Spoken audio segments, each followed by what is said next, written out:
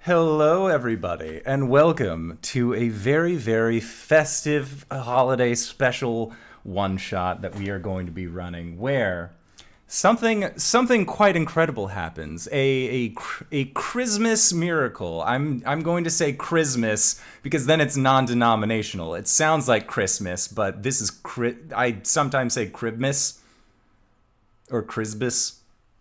I don't know. The holidays are fun. Critmas. This is Critmas, but hopefully not a crit miss for all of you viewers there. We eventually got there. Shazang. I will remember that for when we do this next week. I almost stepped on a die. We are going to be doing a holiday special / crossover because since we started our Waterdeep campaign and our Four Keeps campaign, the one thing that has been on our players' minds and hearts the entire time is, when will these characters meet each other? One group of you guys was playing in my homebrew world. The other set was traversing the streets of Faerun. So it was going to be a very difficult time indeed, trying to get our low-level friends to be able to meet each other. But holidays work in mysterious ways. And so this year, not only are we doing a holiday special, but we are also doing what I like to call Secret Santaur. Because Santa also does not exist in this fantasy world because it's based on Christian holidays and saints and stuff. So, like, it doesn't really translate. But the Secret Santaur does exist. Now, what I'm going to do is that I'm going to show all of you a picture of Santaur. Now, when I show you this picture, RJ, can you please describe in front of you on stream what Santaur is? Just for our audiocast listeners, so that way they know and can truly appreciate what it is Secret Santaur be. Fine.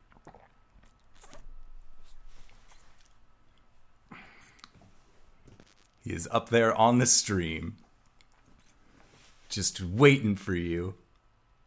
The suspense is killing me. It's still loading for me. Yes. Nothing's more horrifying than a loading screen. Yeah, it's just totally loading. What does the Santaur say? Will we find out? Possibly. Hey. He just says, yo, what's good? These be your Gwen presents. loved him. Does he get to live there now? So I lied. It loaded like a minute ago. And I was just basking in the gloriousness of a half man, half horse. Of course, like a centaur. But instead, the top half is a super buff Caucasian male with a long, flowing bushy beard. And is that baby lips? I can't tell. He does have a kissy face, yes. He has a kissy face, that sort of handlebar mustache, rosy red cheeks, coal black eyes that stare into your soul, Oh god. and a red Christmas hat. And he's also wearing what look to be Christmas-themed boxing gloves.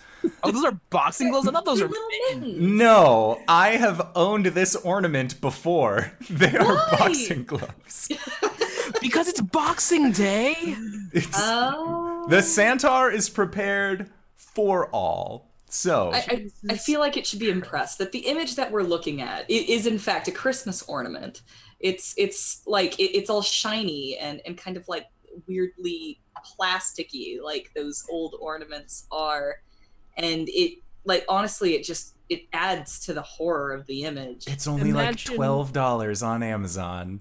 So he's a very shiny boy. My dad threw $100 at me. You could for get a Amazon Santaur. gift cash. I can get 7. You could get 7 whole Santaurs. I could hang it on the tree, and my sister will just go, "What the fuck, Endor?" Line them up in the window. Heck no, if I had them, they would be on Monster Island on Saturday night for Oh, D&D. Yeah, they The would. herd of Santaurs. How big are they? What size class would that possibly be? Guys, Gotta I be feel like long. we're getting off topic here. We are, Sorry. just Sorry. a bit. Still crossover event. Let's go. Just a bit. Merry Merry Christmas, everybody. Merry Christmas, everybody. Merry Christmas. So I removed the Santaur from the screen so that way it is no longer distracting for everybody, because god dang do I love Santaur. But his glory and his rippled chest is not actually where we begin our adventure, because we have a little bit of gathering to do. As again, we mentioned previously, you guys are on two completely different planes. So we are going to be starting off with KRONK. KRONK, you and Ghost had just gotten done enjoying this carnival. We are picking up exactly where we left off yesterday. And you just got invited to dinner with a captain. You saw Ghost win a feat of strength. The boys are missing right now, which is kind of worrisome, but like at the same time, both Hubris and Wolf have been the kind to just sort of walk off and not really say where they're going or why they've gone and done it. So it's not really bothering you too much.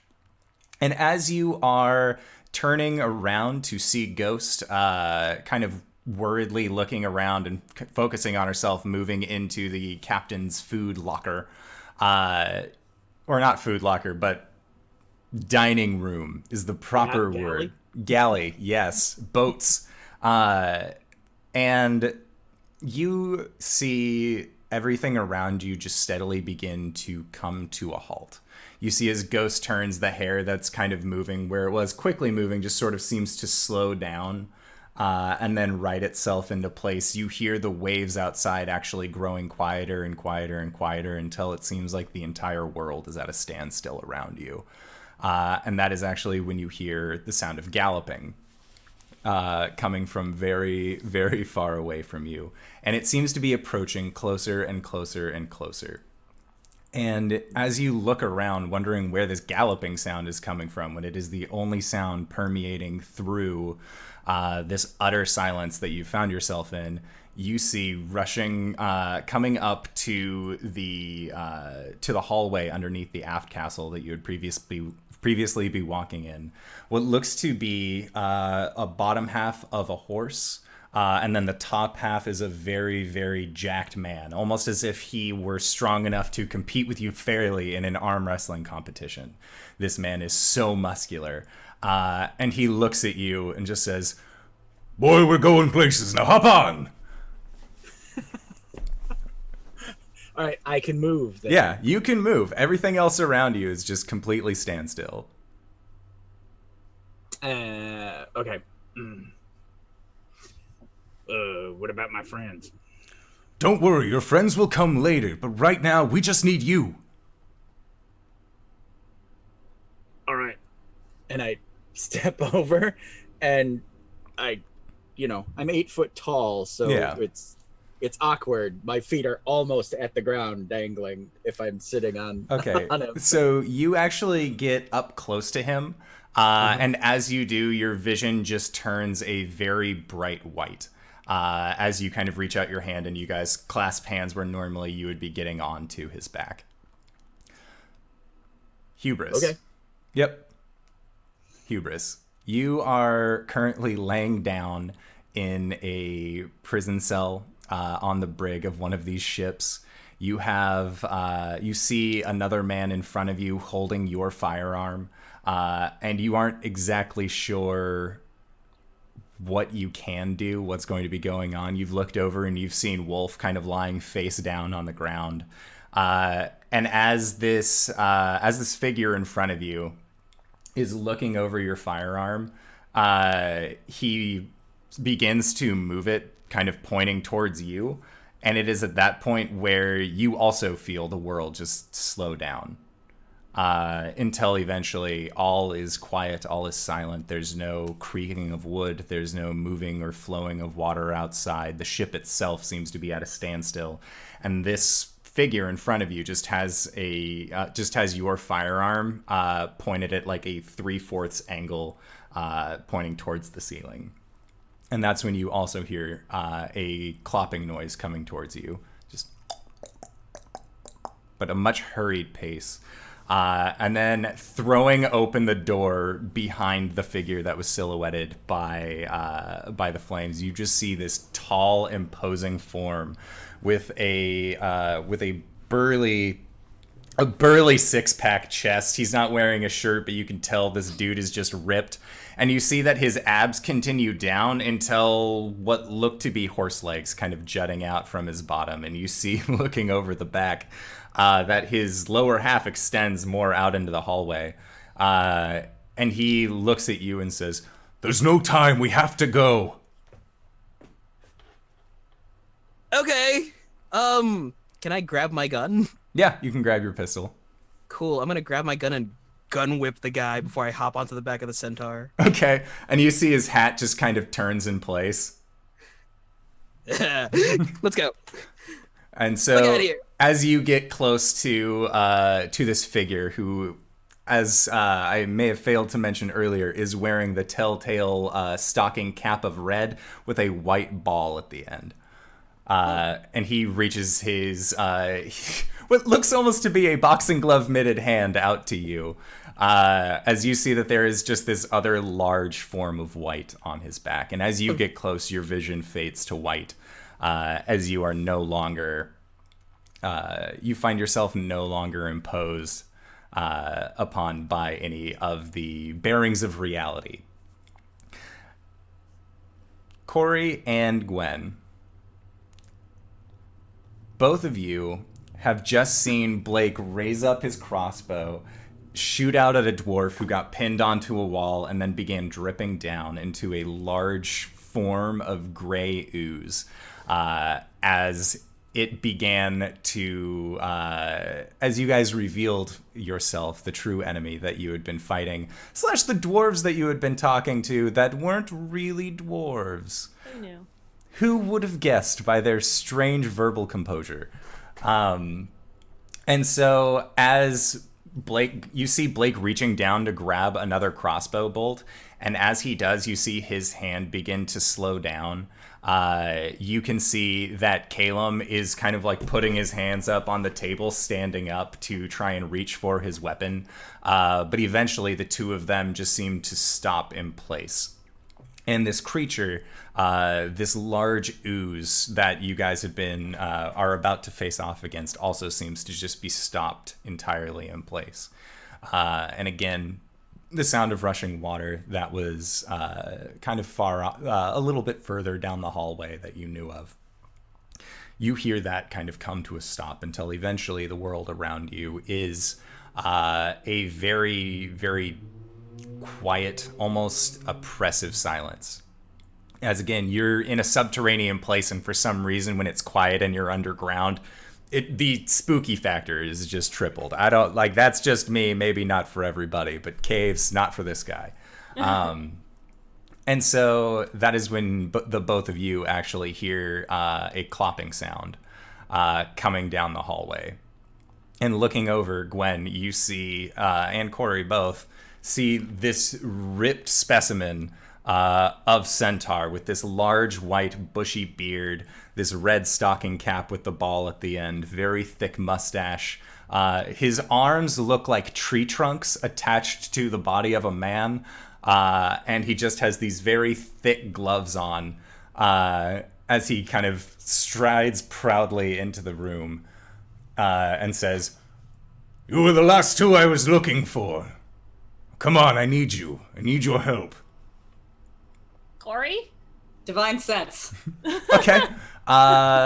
So yeah, your divine sense gives you the belief that this is some sort of fae. Did you do this? The Not fuck is that I that? know of. It wasn't a dwarf! Gods, I hope I'm never a dwarf again. I am the Santaur! Now please, there will be more time to explain once we get to the Nexus. Now come along. I look at Cori. What about our friends? Oh, I'll come back for them later, but really, just right now, in this moment. You, and he points with a glove towards you, and you, and he points with his second arm out towards you, Cori. Cori's just shaking her head, and she's like, My mother always told me not to go anywhere with strange fae. Your mother's right, but do you remember the presents you would receive every year towards the holidays? Wait. In the Fae, we called it candle nights. I think this is Santaur, dude. Like the real Santaur. Who the fuck is Santaur? We are going with him. I jump down off the chair and I start walking and then I stop and then I walk back, jump up on the chair, and I'm gonna take Caleb's face and I'm gonna kiss him like dead on the lips. And then I'm gonna like turn and then I'm gonna lick his cheek and I'm gonna run back. Come on, Cori, let's go! Gwen, no! Cori chases after. Yeah, and Gwen, as you stride confidently towards this Santaur, who turns to his side to let the two of you on, kind of like lowering himself for your halfling companion, you guys have your vision fade out to white as well. As it seems like all reality just sort of gives way around you. And it feels very cold for a hot minute. But then, after this brief stint of cold, you find your vision coming to focus. You find your sense of gravity returning. Cori, this reminded you of your experience traversing between the Feywild and the material plane. Gwen, man, magic's fucking weird and portals are gross. Your tummy's not feeling too good right now.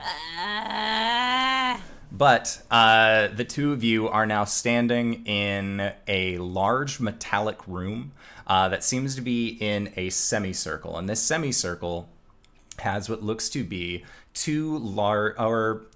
about 4 large glass plates that are set up next to each other on this wall in front of you. And in front of this wall is a contraption that, again, comes around in more of an open semicircle that seems to have all sorts of buttons and small levers. And there are dials that don't really make much sense. You're not really sure what this does. And as you get your bearings, you see that there are these 2 bright star-like shapes that just shoot in from above. And when you look up, you see that the ceiling is about 80 feet high, and there are many windows that are all in the shape of snowflakes. And as these star-like shapes come down, you see that originally they were 3 separate individuals, 3 separate balls of light per grouping. And then you see them materialize into a humanoid form. And then with what sounds like jingle bells or sleigh bells being rung once, each individual pops into place as Hubris and KRONK both find themselves standing in this large metallic room. Oh, thank God. What's up, dude? I wave at KRONK. Hello? He brought someone with sense here. All right, we're good. You never go with the Fae. Gwen, you never go with the Fae. We're never going to be heard from again. You're Fae. Well, not the bigger Fae. Okay. These rules are, like, kind of convoluted. Magic shit is weird. It's Santaur, okay? We're doing this. Santaur doesn't exist. This is Did all a you trap. see him? Did you see him? He exists. Where are my presents? I saw someone dressed as Santaur. Can you fake being a Santaur? Yes. Shit. KRONK, Yeah, the fuck? don't know. Me neither. By the way, Wolf and I are in trouble. Perfect. And at that point, you hear the clopping noise coming from behind you. Oh God, he's coming back. As Hubris, you say, Wolf and I are in trouble. You hear this voice kind of come forth as well. And it says, well, if we don't do anything about the Eggnaga, we're all going to be in mighty trouble indeed. As this large, imposing figure of Santaur emerges from the side. Did you say the eggnog? The Eggnaga. The eggnog? Yes. Bitch. Even clap, clap, clap. Now, it would appear that this creature formidable as it may be, has stolen away the spirit of the holidays, and it's up to... And I have gathered the 4 of you to retrieve it for me. If we don't, the holidays as we know it will be completely ruined. I won't be able to go out and give all of my gifts to all of the children of the realms. Have you ever seen a Yule log burning eternally? That flame would go out without the holiday spirit. Oh my god. Now, So, do we get to slay this Naga egg? oh yes, please. I Oh, would prefer it ceased existing in its entirety. Yeah. It used to be the host for the holiday spirit, but, well, a few gingerbread witches turned it evil several years ago, and just hasn't been the same since. Now, it passed away, and when it did, it shed its body to become a pure spirit of the holiday, but without the essence of good still inside of it, the remnants of the Naga turned to something dangerous. Creature entirely made of shells. Shells? Yes. Like seashells? No. Like Eggshells. chicken shells. Eggshells. Got it. It's in the name, Egg Naga. Sorry. I just, magic, not my thing. That's all right. So- That is why I've put together this. And you see him take off his gloves, and he has just these very burly worker's fingers that look like they have a lot of calluses, a lot of weathered markings on it from him being in a workshop for long periods of time. And he goes over and he begins pressing the buttons on this console that is set up in front of these large glass screens. And as he's pressing them, you see a large visual display of this creature. And it looks similar to, but not in its entirety. I believe it's in this book. Am I healed, by the way? I got shot earlier.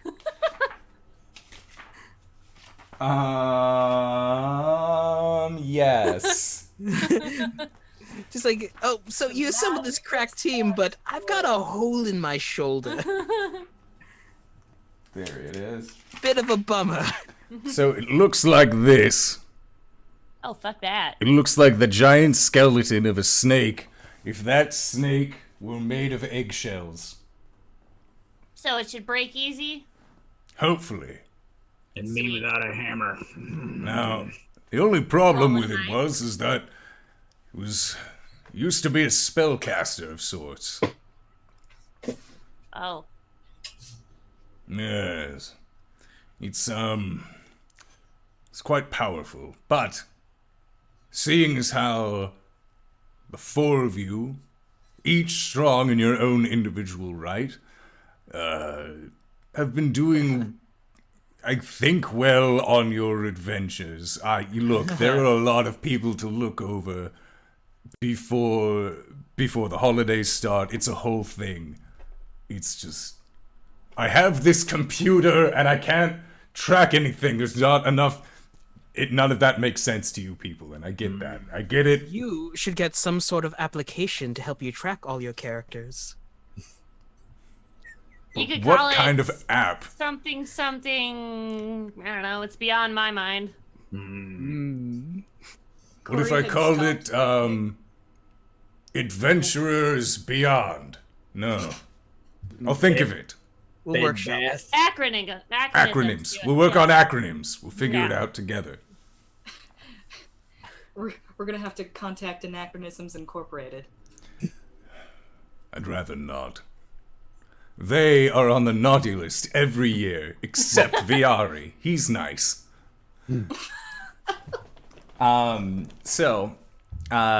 He shows you this large picture, and he again kind of explains the situation at large, which is that there used to be a spirit naga that represented the holiday spirit, but several years ago it was corrupted, and Santaur thought that he could deliver presents out to everybody as best they can, or as best he could, but with a dwindling holiday spirit that is now fueled by some sort of twisted necromantic energy, he has found himself unable to do so alone, so he has contacted you guys.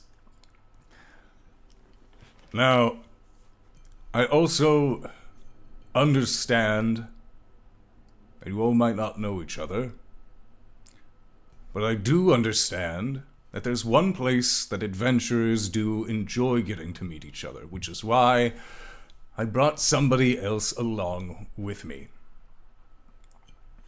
And you see that those kind of 3 globules of light come down with a much larger one behind it, and the larger one sets up, kind of shifts over to a corner of this large room, and then you see it form into a bar that 2 of you would know to be the bar frame from the Zesty Anchor, as then 3 more globules of light come down and form, and you just see this very startled looking half-orc wearing a white apron, rolled up sleeves, he's bald of hair, and just with a little bit of scruff on his chin. Just, what the fuck? Where?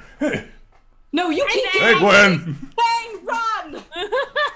It's fine. What'd you bring? Well, I'm just... What the hell am I doing here? No swearing. Just kidding. I don't fucking care. Oh, But thank God. I am the Santaur. Oh, no shit. Yes. Yeah, right? And you are in my workshop. My central base. However, these people don't seem to know each other very well, and... Well, I was hoping maybe you could take care of that. I'm gonna get paid, right? Like for downtime? Yes, it'll work out for everyone. Now I need to go and continue my duties in the workshop, controlling the goblins, but don't worry about it. I also need to round up a few more people. And you start hearing him clop away, and Fang just kind of looks at you guys and just, reaches down, pulls out a mug, pulls out just a bottle of hard liquor, and just, I don't know what else to do. You do what you do best, buddy. Okay? And he just starts making drinks, and he starts calling out for people what they would like to drink. So you guys know this guy? Yeah, this is Fang. He's a seasoned adventurer, if you will. He's owns one of the best bars in Shroudport. Where the fuck is Shroudport? It's like on the cliffside, like southern eastern side of the continent. It's on the natural plane. Yeah, we're from the natural plane. Gwen's gonna climb up on the stool and like pop a seat, and she's gonna slap the seat next to her and say, "Sit down, big guy. We gotta chat." All right. And You 2 know each other? No, he's a Goliath though, so like we're tight. Oh. That's how it works. Hi, I'm Hubris. Hubris turns to Coriander. You call me Cori. This is Gwen. Hi. thanks for the hammer. It'll come You're in. welcome. Big guy's come in Kronk. Useful. I'm from the Tread Thunder Horde. Where are you from? It's embarrassing. Don't have a tribe. You don't have a tribe? Wait. And you notice no Yeah. tattoo. Yeah. She's You gonna know. like get, if you sit next to her, she's gonna like get up in your personal space and like start looking you over. Where are your tattoos, dude? Wasn't raised with Goliaths. And Really? I went to sit on the stool, and as I sat on it, I could hear it snapping and cracking, so now I'm just sort of standing. You're like holding your squat. Exactly. It's a training exercise now. Every day's Exactly. leg day. Just doing No. that statue thing that he does. So. So you're like, what? Because I mean, obviously I'm a halfling, clearly, but I was raised with Goliaths.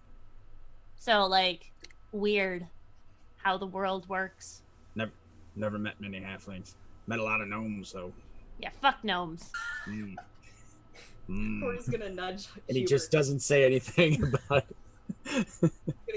Gonna nudge Hubris and be like, "Oh, that's cute. It's like they've got the opposite thing going on." Yeah, like. So, what's your deal? Feywild. Eladrin. Circus, tiefling, so roughly the same. Yeah, roughly. Just. So are you like an albino tiefling? You know, I never quite asked about my skin coloration. It never occurred to me. A lot of the people in our party are quite pale. Well, you just might be in winter form. Apparently that's a thing. You ever tried to change? Snaps his fingers and turns pink. Holy shit, he's just like you! Coriander goes a little pink and then just kind of turns away for a second. Yeah, Gwen is going to start drinking and like pass a mug off to Kronk. The only problem is it only lasts about an hour. Any longer than I have to talk to a doctor. He winks. Performance issues, bruh. Corey's gonna take a drink, like a big swig of whatever she has in her hand. I'm just gonna like, you know, I'm sorry if this is crass because apparently I am a bit abrasive. You guys have been laid before, right? Mm-hmm. All right, good. Thank gods. Thank the gods. And Kronk takes the mug and he looks at it. Drop. Like, because he's used to his mug, you know, at Spirits and Spirits, and he just sets it down. I just tip my ale into his. For the audiocast listeners, he's holding a shot glass. Greybeard and his props. I come every Tuesday for them. Oh, and to play, that too. And so Fang is just kind of serving you guys up. And he says to the lot of you, You know, I don't know how I'm going to explain to Mirth that Santaur has an open tab at the bar. I'm sorry. He's been here before? No. But on the way in, he told me that I was going to keep an open tab under his name, and when the big man himself shows up, I mean, what do you do? He gives me goodies every year. Right? Here, I'm gonna pop down 10 gold. I don't know if he can pay, but, you know, he's brought me some pretty sweet shit, so... Actually, he brought me this axe, and I, like, hold up one of my hatchets. That's awesome. Yeah, he's pretty sweet. He got me this. and he brings out a knife that you see looks like a tree on one end where the grip is, and then on the bottom where it looks kind of intricate design of these roots coming into the blade that kind of sinks out. And you've never seen Fang with a weapon before. Yes, it looks roughly like that, but with more of a Christmassy vibe. And Fang says, Well, I got it when, it was my first year adventuring. I got it on Orksmith. It was great. and he puts it back into his belt. Hubris, you ever had a Santaur gift? No, but underneath my stocking, I always got some coal, which was nice because it got really cold on the road.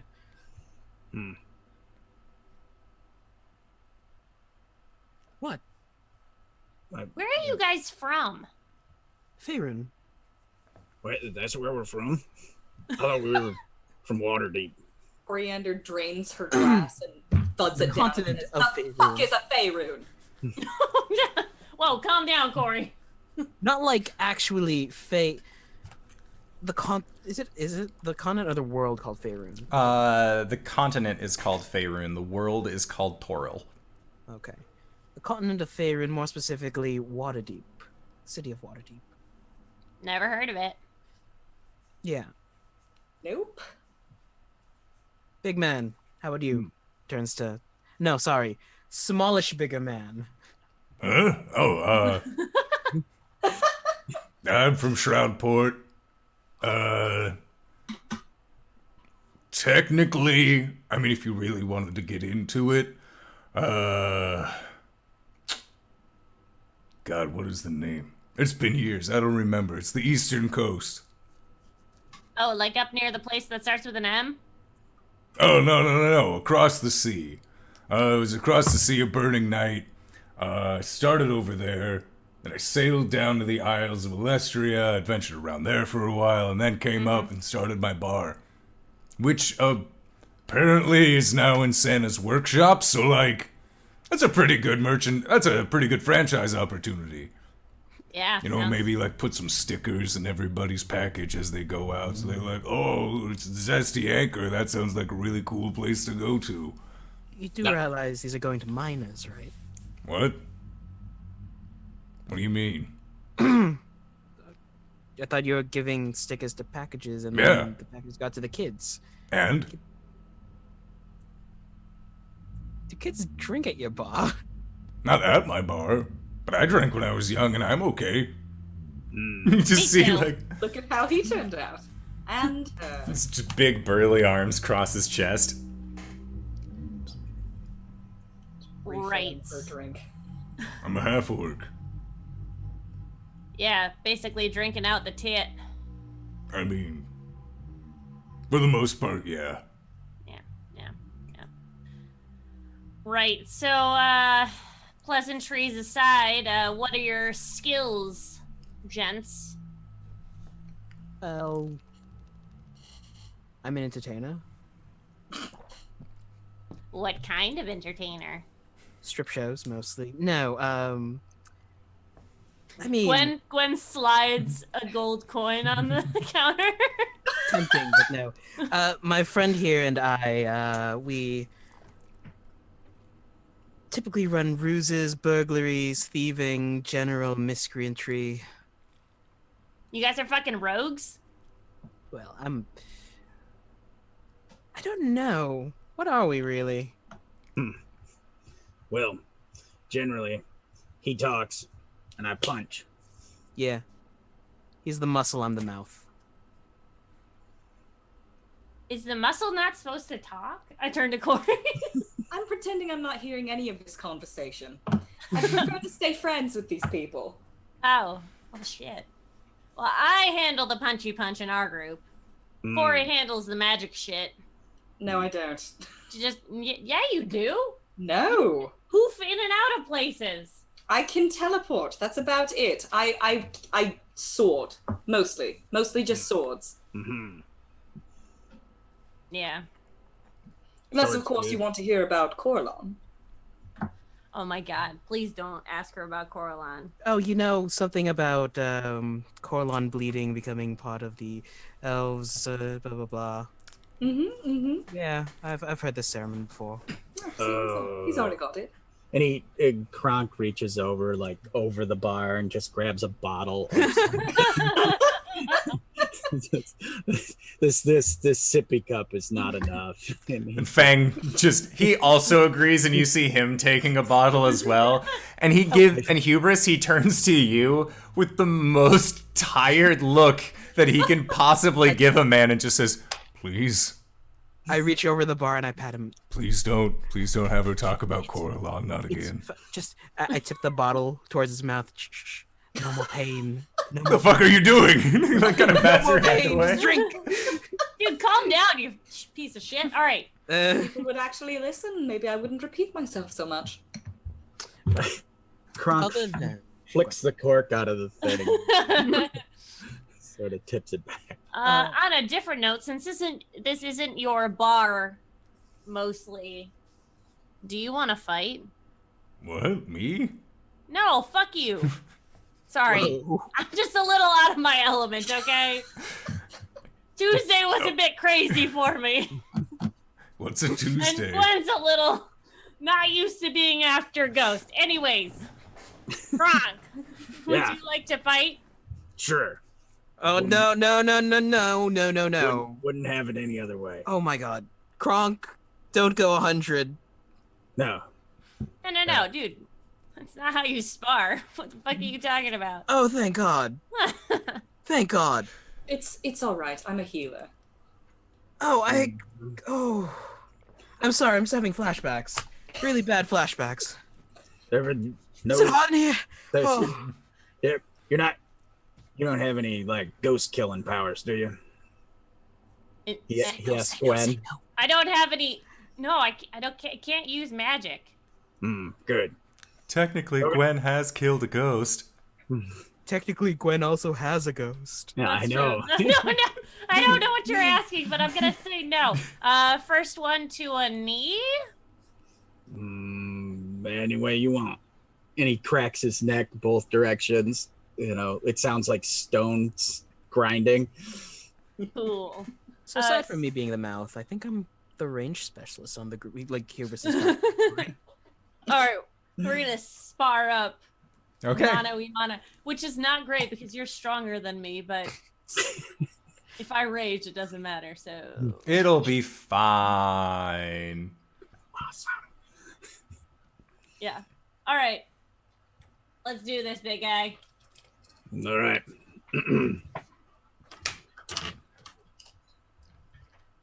Initiatives? Yes, roll your initiative against each other. I have faith that this won't end in a horrible thing. This is Monday versus Tuesday. Let's do this. It'll shit. balance out. It'll balance out in a neutral It's place. Monday versus the lighter of the 2 Tuesdays. So Yeah, right? 4 Tuesdays. 17. All right. So 17? With my plus nothing, 16. All right. Sweet. Gwen. Just that much faster. So Fang, before you guys start, is just like, at least 20 feet away from the bar. Please. Cool. Like, I don't know if I get this back when I go home, or if I just straight up got robbed by the Santaur claws. Oh shit. All right. So we're gonna square up, and if Gwen's going first, she is going to run at Kronk, like she's gonna go for his legs, and she's gonna slide between his legs and then climb up his back All right. Okay. and Make an try attack to grapple roll. him. Yeah. So it's make a grapple. So your athletics versus Kronk's athletics or acrobatics. Oh, and I'd like to rage. Okay. You just see her eyes go red as she dives under your legs. And Kronk, when she enters into her rage, you just see for a split second this large, like, seafoam greenish blue figure that stands about... He's actually a little bit shorter than the height that you are, just appear doing the same stance behind her, but just for a brief moment. And Hubris, you see it as well. What the fuck? And Kronk is like, kind of laughs like, that's cool. He doesn't say it, but he laughs. All right, athletics. Yes, your athletics versus Kronk's athletics or acrobatics. It's a 19. Even with my plus 6, 14. Sweet. Yep, so you are currently grappled by Gwen. I'm like, yeah, exactly. Oh yeah, that's what she gets you. Legs around the neck and like grabs his brow with her It's hands. like pulling it back. And Cori, this is bringing back some flashbacks of earlier yesterday, where you also experienced Gwen's grappling abilities. Taking mental notes. Oh, just yeah. Like, oh, so that's what that looks like. This is like when a football team watches another one's playbook, so that way they can be like, all right, they're gonna try and do this. I got it. Like, you're just like mentally preparing for the next time. Okay, so then... So Kronk, it is your turn. First action, break free. So I need to make an athletics check. Yep. Athletics or acrobatics, I believe. Yeah, Yep. because To I'm gonna do maintain. that. Yeah. Dirty 20. Nat 20. Oh. I'm pulling my own head. I'm attached at this point. So I guess I might as well spend it now. Action surge and do it again. Oh, Do God. it. Do it. Ooh, shit. That's an 8. Well, 11. Yeah. Just wham on the floor. So that's what that looks like. Nice move, dude. All right, and then I'm going to I'm gonna swing. Are you gonna do anything else? Nope, that's my action surge. I spent it, so Okay. we're 1-1 now. All right, I'm going to get behind. I'm gonna like do a quick step, like I'm gonna go to the right and jut to the left, so I'm Street like right smarts. behind you. Yeah. And I'm going to attempt to punch him right in the back of the knee. Oh my god. Like not, you know, this is Monday night, Yeah. so not like killing him. And that's with advantage because I'm. Well, no, because he's not grappled. So that's a 15.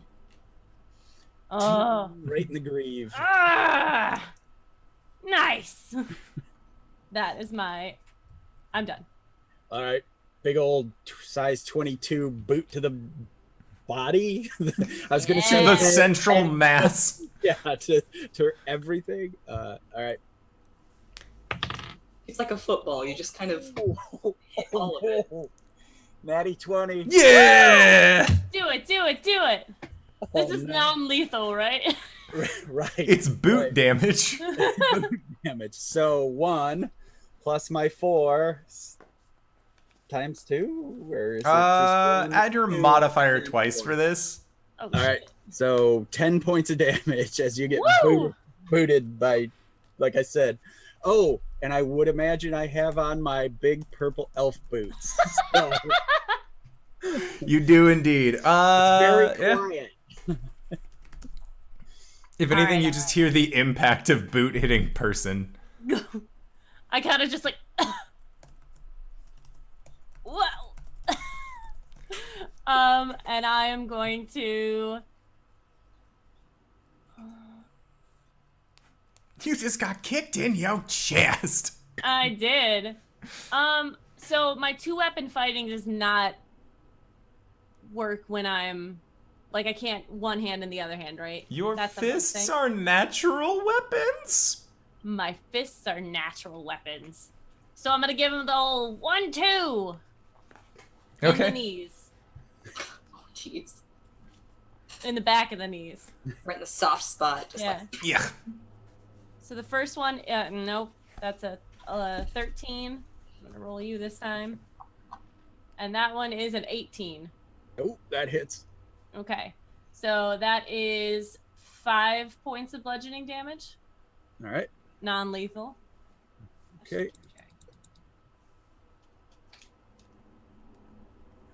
I love how you guys are specifying that. Yeah, right. And then I'm going to. You'll catch up in Tuesday nights and you'll see why. I'm over here like, we don't do that in Monday night games. I'm gonna shift around to the other side, so I'm like kind of trying to confuse him with where I'm standing, Okay. and that's my move. You gotta throw him off his game. Yeah, right. Street smarts. I guess one of these, you know, like a pile drive. But my AC is 14, so Oh, okay. I'm just missed 12. Whoa. kind of. Hit Santa's Rough Nexus wolf floor. Ah! And then I'm going to attempt to grapple him again. Okay. I'm gonna get on, like, I'm gonna empire this shit and try and grab his legs. Like, yeah. Ah! It's a 14. What's your athletics check? I don't know. Here we Do go. it, do it, do it. Oh, no. It's way up on the keyboard. Oh, 25. Oh, shit! Oh my god. Ah! Tree trunks. Oh. All right. His Heading, legs are as thick as Santar's arms. Yeah, yeah, they are. I guess she's so small. I got a stomper. Hunt me. Yeah, I'm just gonna bring the size 22 elf boot down. Oh, yeah, 25 again. Hmm. Dirty 20. So 5 points of damage. Okay. Oh my gosh, the mental image of that is just amazing. It's like the boot just comes down and comes back up again. She just bounces. And silently, because they're Yeah. elven boots. Don't make noise. There's these big purple, like, swirly toe elf boots. They are the That's elven lovely. boots of sneaking. Um, So if anything, I'm- you're just hearing the impact on Gwen's side, but you're not hearing the force impact from Boot. You know. that's pretty much it. All right, I'm going to vault off of his calf onto his back again and attempt to do another grapple. Do it. Your friend always this feisty? 16. Oh. I can't keep the stupid die in the bone circle. If it's not you feisty, got it's me. not Gwen. All right. Only 8. All right, got you grappled. I pulled one of your arms behind your back. Oh, that's the one that got me. Mm-hmm. All right, your turn. So me, You can either attempt to hit me, or you can. I could counter grapple, or I could smash her in the face. Yeah, you can still hit her. You're not Yeah. prevented from attacking. It's just your speed is reduced to 0 because the halfling is grappling you. All right. Which is hilarious because she's standing on my back. Yeah. Like, Yeah. I couldn't just walk away for some You reason. can try to hit No. me against the wall. All right. I'm just twinging your arm just that way. Yeah. Counter grapple. Do it. Math. Stupid dyslexia. 16 plus 6. 22. I got a 19. So you counter grapple me. All right. You've got my lower half, and I've got your arm, and you're just pulling me and your arm further around your back. Ugh. All right, so I'm going to use my grappling feet to make another grapple attempt to try and pin you. All right. Do it. Don't. That's a 16. 18 plus 6, Damn it. 24. So what happens? Do I break the grapple? No, she's just no. unsuccessful in pinning. Yeah. Oh, So I okay. try and I'm trying to move my body to get you, but it's not working. But I'm pulling you around and you're pulling my arm back. Yes. as we're It's spinning very in a funny, circle. yes. All right, so Hubris and Cori, you see Gwen and Kronk now wrestling each other in a circle, having been at this for a solid minute or longer, which is one of the longer combat encounters that you've possibly seen. At least he's not murdering her. Oh, he does that? 1,000-yard stare. Just hand in front of his face, and then she just sort of stares off into the distance and goes and shudders a little bit. Gwen's gonna hair in front of her face, got his arm, he's got my lower half, we're just spinning in a circle, and Gwen's just all right, Kronk, tie. All right. On 3. 1, 2, 3. Okay. And Gwen kind of falls on her butt. Ah, shit, dude. That was awesome. That was very cool. So where'd you learn to? I was chosen by a Goliath ancestor named Grey Skull to be my companion. He protects my friends while I'm fighting. Very cool. Thanks. I've only ever gone Goliath once, and yeah, it didn't end well. Oh, Yeah. well, good thing you're on this mission. And she finger guns All right. back to the bar. He doesn't know how to snap his fingers. He just finger guns back at you. Okay, back to another bottle of Yeah. whatever I can get a hold of. Yeah. Mhm. And this will count as a short rest for everyone while you guys are here. Speaking of, as Cori is sitting at the bar and she gets something sweet and warm, and she's trying to come to terms with the fact that either this is legit or she's gonna be stuck in Christmas land forever, doing paltry little adventures for Santaur. And she remembers back to a time when her father told her that there are some days when you just have to smile, and she's going to go into her spring form. That's the sound of spring form happening. It's just a shrieking cat off in the distance. So she gradually turns pale and pink. And I like to think like the prestidigitation is wearing off and Hubris is slowly turning white. Mm-hmm. I'm sucking the pink out of you. Phrasing. All right. Moving on. Yeah, so you guys are just enjoying these drinks, just kind of getting that holiday buzz on as one typically does during a new meeting between what seem like fast friends. Although Hubris he's definitely having a time right now. He was just in a very, very bad place and then got rescued from bad place by basically a cryptid known as the Santaur. And So when you're offered an out like that, you kind of have to just, pardon the metaphor, grab the bull by the horns. Well, he's not really a bull, he's a centaur. Well, it makes perfect sense to me. Sounds like you could use a hot chocolate. And then she orders a hot chocolate for him and passes it on to him.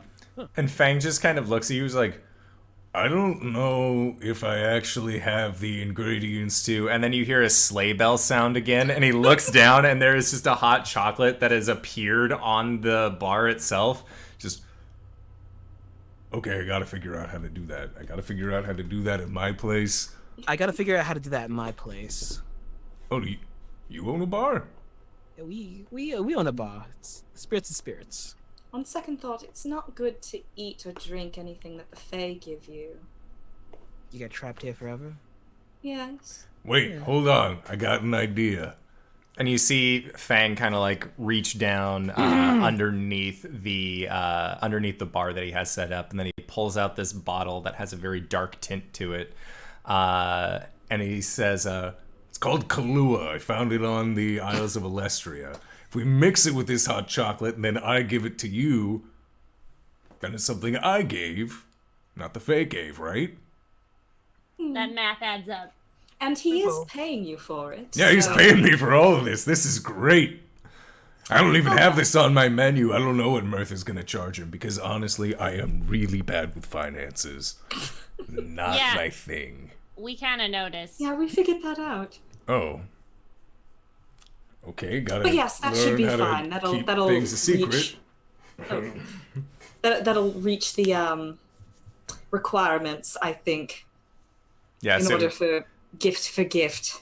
So he just pours some liquor into this hot cocoa and then hands it out to you. And as he does, as he moves it from its place, just another sleigh bell sound and then another cup of hot cocoa comes and just fuck it. And he pours until each of you guys have a hot cocoa, and then he has one as well. And I'll look up, and I'll be like, "How about one my size?" You hear a sound like Shea bells just being continually shaken for a good 15 seconds until eventually it stops, and you just see this large mug. It looks like a very, very large coffee mug that even you, Kronk, would have to hold with two hands to kind of sip into. And Fang just looks at it, looks at the bottle that he has. Yeah, set me up. He just takes off the top and just kind of like tilts it into the side and just lets it drain in.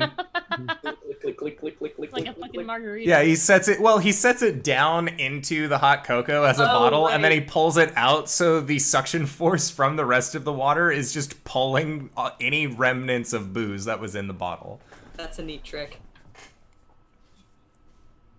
So are we gonna get like smashed and then go fight, or like Oh, we probably shouldn't. nappy time? Nah, I don't. I mean, big Santaur Claus said he still has to grab a couple more people, so I guess we're gonna be here for a while. He doesn't have claws. Did he have claws and I missed it? No. No, not like CLAUS. However the fuck It's you spell clause as in like, a contract. Faith I don't- thing. Yeah, Mhm. yeah, yeah. Mm. Gotta be really careful about that. You'll get stuck here forever. Yeah, he poured the stuff in, so We're good, right? I'm good. All right. it. We're pretty good. All right, cool. Yeah, and so you guys are all enjoying your short rest, just kind of getting a better handle on each other, and kind of learning more about each other as the night goes on. Cori, you are still just in your pink form, just enjoying this nice hot cocoa that's been spiked with expert hands. Until after after about an hour and a half, eventually you hear the clop clopping of Santaur claws arriving back in his command station, and he says, So, have you all gotten to know each other? I'm sorry I had to leave. I was working on something. It's all right. Yeah, no, he kicked me in the face. We're good. Yeah, That's how she makes friends. Me too. Well, We're good. that. You know what?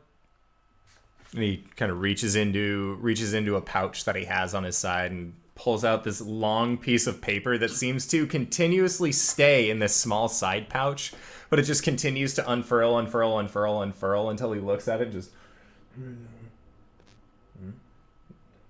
reads down some more. No, you're both still on the good list, so Wait, I'm on the good list?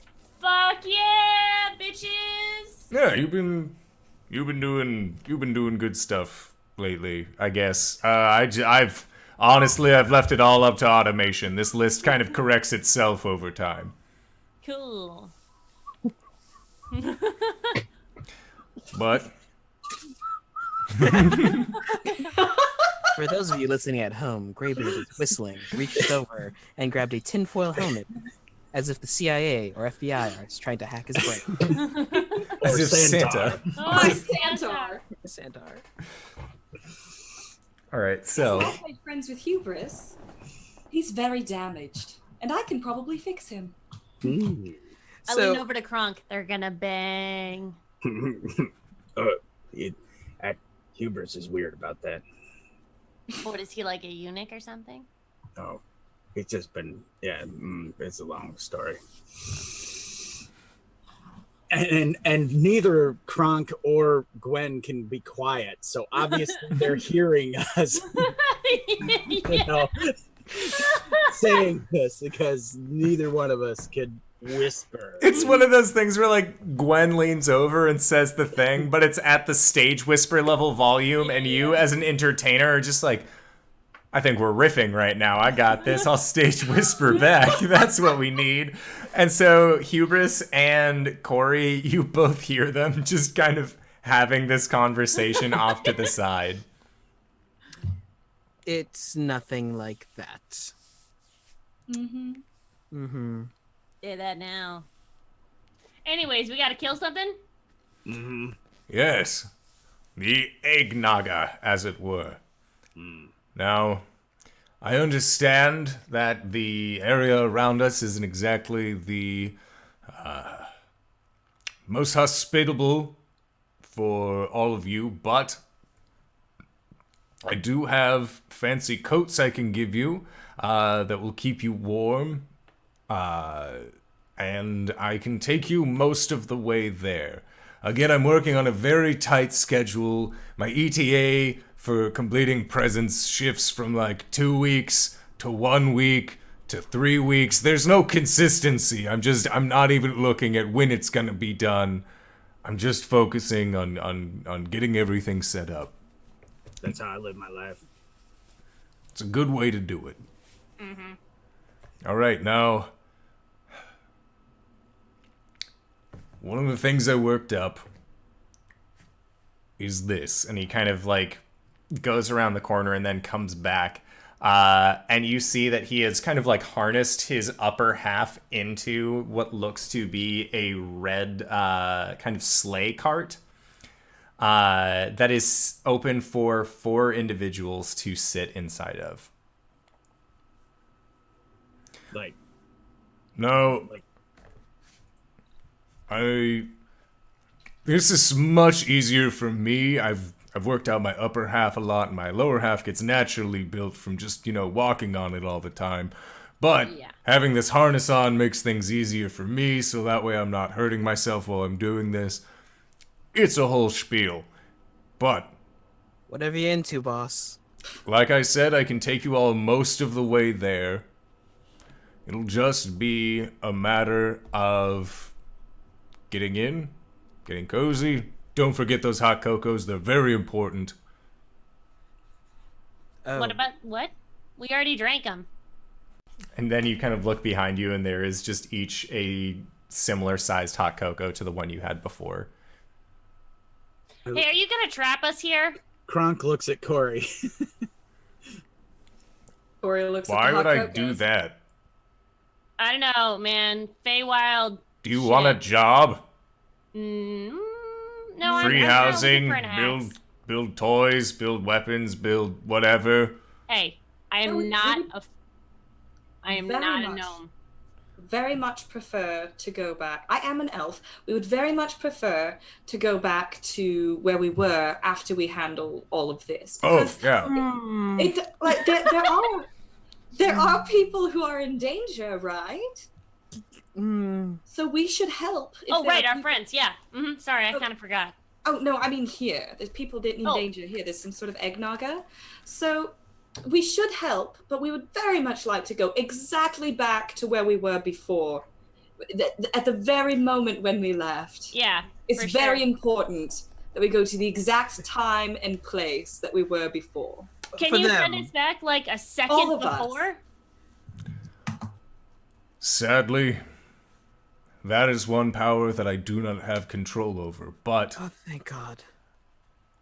I will be sending you back at the exact moment that we left. Some bitch. Oh, that's a relief. Thank Oh, you. that's great. Yeah. Thanks, dude. Can I get your word on that? Yes? Look, You know, I'm a Just good trust guy. all. Coriander, coriander, coriander. Not that. She's gone. Oh my god, she's Beetlejuice. hey kids. Want to hear about Corlon? Oh, I'm a good guy, I'm a good guy, I'm a good guy. Okay, sure. That's good enough. You promised to take us home. Yes. I will take you Promise, home, promise, I will take you home. Promise, promise, promise, promise. Okay, good. No Good enough. takesies All right, back, we're dude. good. All right, we're good. No, why are you all so weird? I'm Santa. I am the Santaur. Hey, Listen, my you know what? I parents brought trust me you. presents for candle nights. Never heard of you. I did. Oh.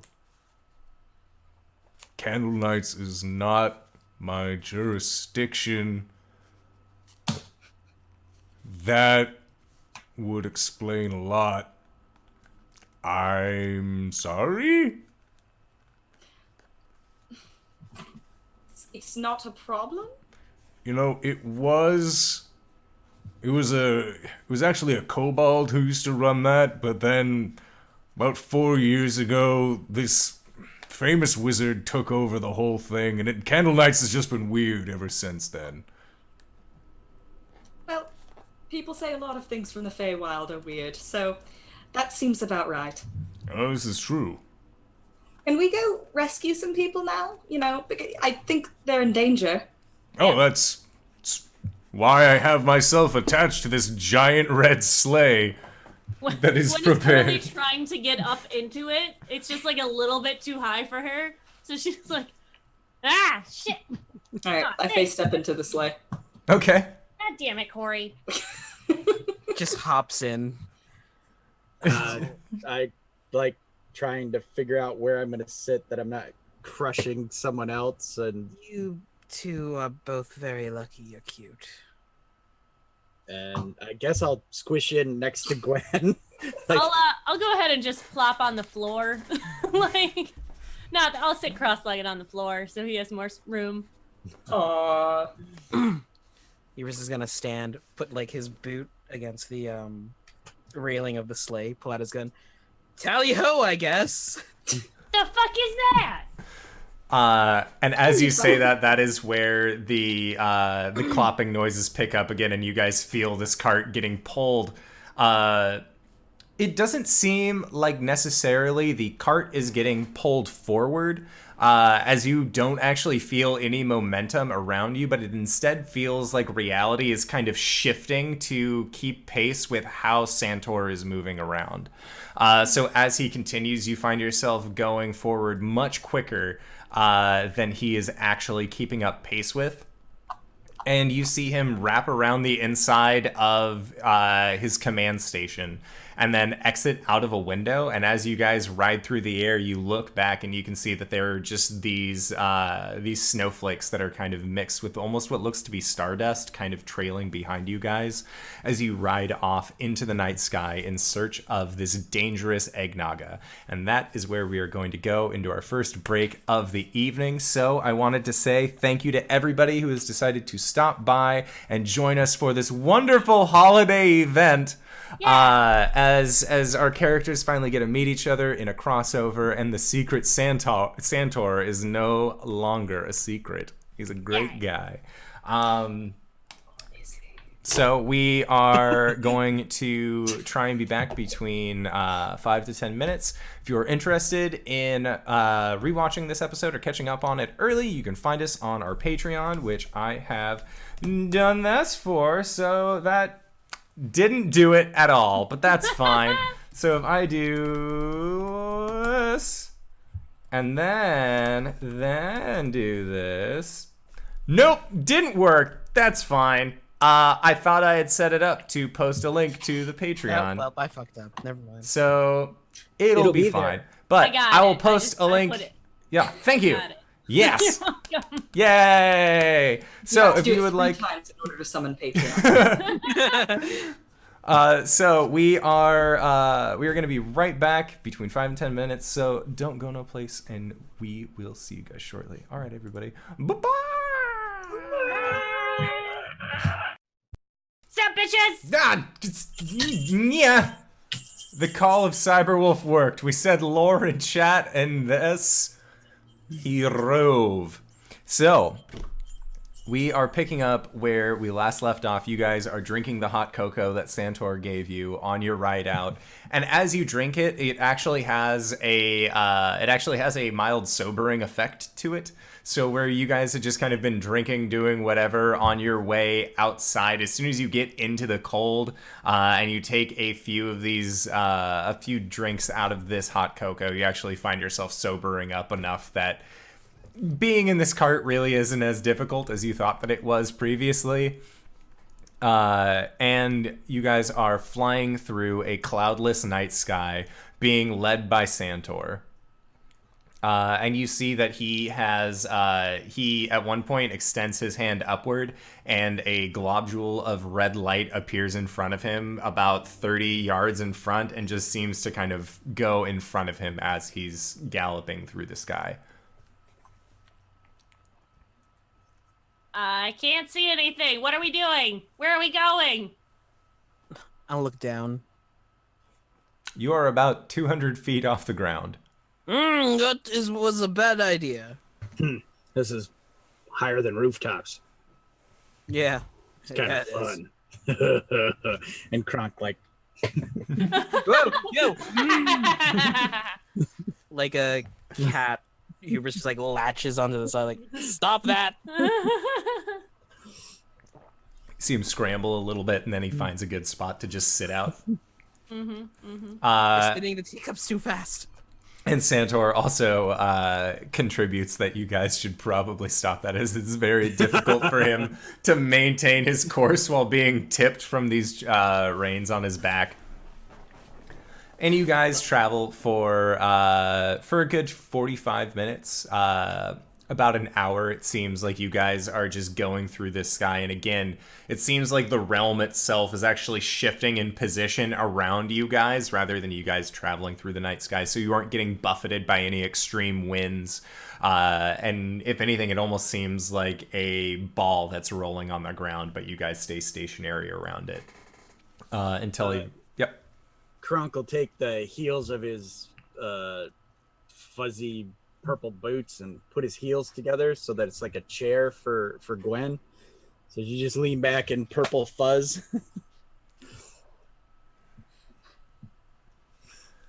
Freaking elven Ugg. She is all about this. All right. Riding in style. Hells yeah. Everything's turning up, Gwen. And then that is when Santaur kind of like leads you guys down in front of the woods. That seems to span out almost beyond how the extent of your vision. Looking over the horizon, it just seems like a rich field of these deep pine trees. And there are cedar trees as well as a lot of these other coniferous trees that are typically used for holiday, for all sorts of holiday purposes. And it's weird because you see a couple palm trees and you don't know where the holidays would be celebrated with palm trees, but they're there, just kind of growing in this dark, dense forest that is just covered with snow. Well, I don't see a big bad dude. Yes, that's because it resides deeper within the forest, and this is the only clear path that I could actually take you guys on without getting caught inside of all of...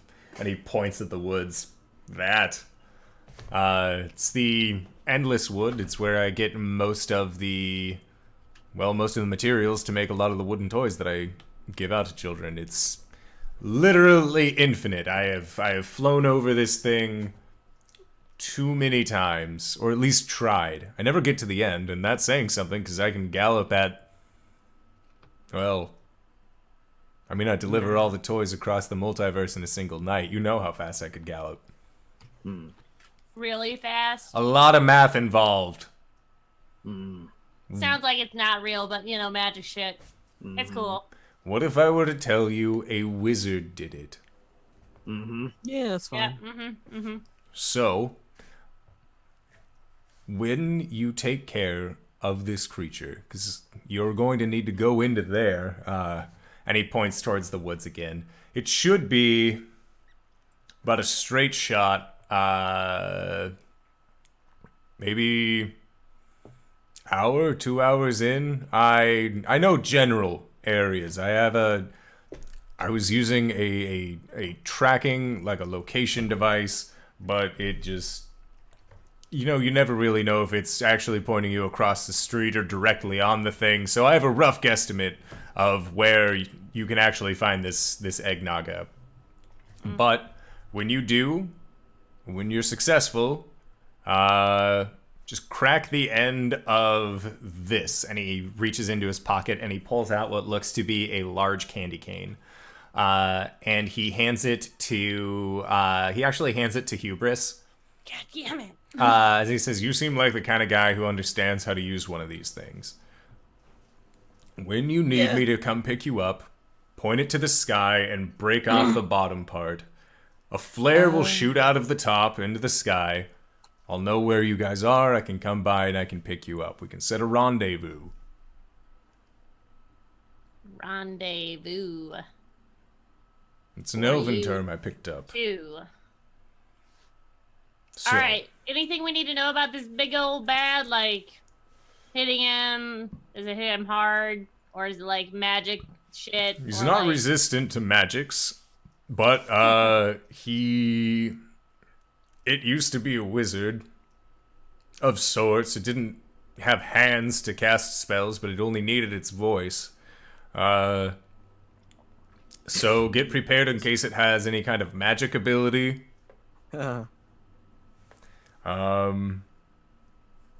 Other than that, I think that's it. There are a few instigators that are out throughout the forest. They're ex-workers from the toy factory. They're a little disgruntled. So if they see you guys, they might try and aggressively take back presents you've received over the years. Good Alright, luck. cool. Kill them? Are we allowed to kill them? I mean, they won't die. Sweet. They'll be fine. Our job easier. All right. Well, I need to go back and continue what I was working on. But good luck and Godspeed. And then you see him just kind of like lift up and take off from the ground, and then in a moment he is just gone. Does he just like go like completely vertically, like he's in an elevator, just like? It's more like you clicked an interactive object in Gary's Mod or one of those other kind of jankier 3D modeling programs where like you see his cart and him move up at not exactly even intervals until they reach a spot in the sky, and then it just seems like, again, he just shoots off. I love it. What a Excellent. majestic creature. If he's lying to us, then I'm gonna hunt him down and murder him. Yes! Lovely. Alright, who's taking point? Who's the hardest to hit? And KRONK will lump forward, but Hubris, you know that KRONK can take a hit, but KRONK sees nothing. He blunders into every trap that we run across. Because we usually have like Ghost or Wolf, Yeah. Scout, and then So, KRONK. the people that we tend to send forward aren't here right now. Big guy can take a hit, but yeah, he tends to get hit. Alright, what if I'm your eyes? If you don't mind, Duder. Backpack situation or shoulder situation, and I can be the eyes and you could be the, like, bod. Sure. And then Oh, he looks, Oh, Mitron. he basically looks at all of you and is like, I can carry you all. He's done it before. I feel like that is unnecessary unless we're gonna be running. I just don't walk that fast, you know. And I point down to my legs. All right. He'll give you a hand to step on. Mm-hmm. All right. I get on. And I'm gonna, like, sit with my legs on your shoulders. My head on your head. Alright! Forward! I do. All right, so KRONK is leading the charge into the woods. So I would like for you to make a survival check with advantage because your halfling companion is helping you by giving you an extra set of eyes. All right. Oh my god! Thank goodness. Natty 1. An 8, and I do not have plus in survival. I'm pretty darn sure. Okay. Yeah. So, an 8. All right, so Cori and Hubris, you guys watch as Gwen hops onto the back of KRONK, and they begin just trudging off into the woods, and you can see them kind of leaning from one side to the other. As Gwen's center of gravity is it's very difficult for KRONK to really get a good hold of, just because she's also loaded up with weapons, so you're used to somebody just kind of hopping on in a performing state, not another tiny you decked to the teeth also on your neck. And you're My javelins are stabbing at her. yeah, and she's kind of like arranging them so that way she has a nice back to rest on while she rides on the back of your neck. And Cori and Hubris, you just see them kind of trudging off into the woods, occasionally shoulder checking a tree as more snow begins to fall down. Shall we? We shall. Shoulders his gun, strides into the forest. He streeds out there. He strides into the forest with his gun. Is it obvious they have no idea what they're doing? Make an insight check. Oh, okay. Oh, gotta open up my dice It's tower. Gwen, so... Because I am so insightful. Ah, yes, that is a +0. So that's a 7. Yeah, they see. Look, you guys got directions from the Santaur. It makes sense that Gwen, who seems to believe so firmly that this is a being of good and holiday festivities, would not steer you wrong on this. Well, they seem to have this handled. I see no reason to contribute my trained skills to this situation. You are given a chance, Cori. You are given a chance. It's true, but Cori's also in spring form, so she's a little, like, internally distracted as well. And you just see that there's this pink Eladrin just standing in the middle of this otherwise snowy field. She's a little spacey. Oh shit, when did you turn pink? Oh, not too long ago. You guys were at the bar. I know. Yeah, Gwen just why? never notices because all she can see is ankles. Oh, okay, So yeah. like she'll look up and see like You know, like her whole, like everything about her changes when she yeah, does no, it. Gwen doesn't notice at all. Okay, all right. Like, She's you know, just her being a equipment chick. changes color too. And Mm. Yeah. No, Gwen just doesn't notice that stuff. all right, that's cool.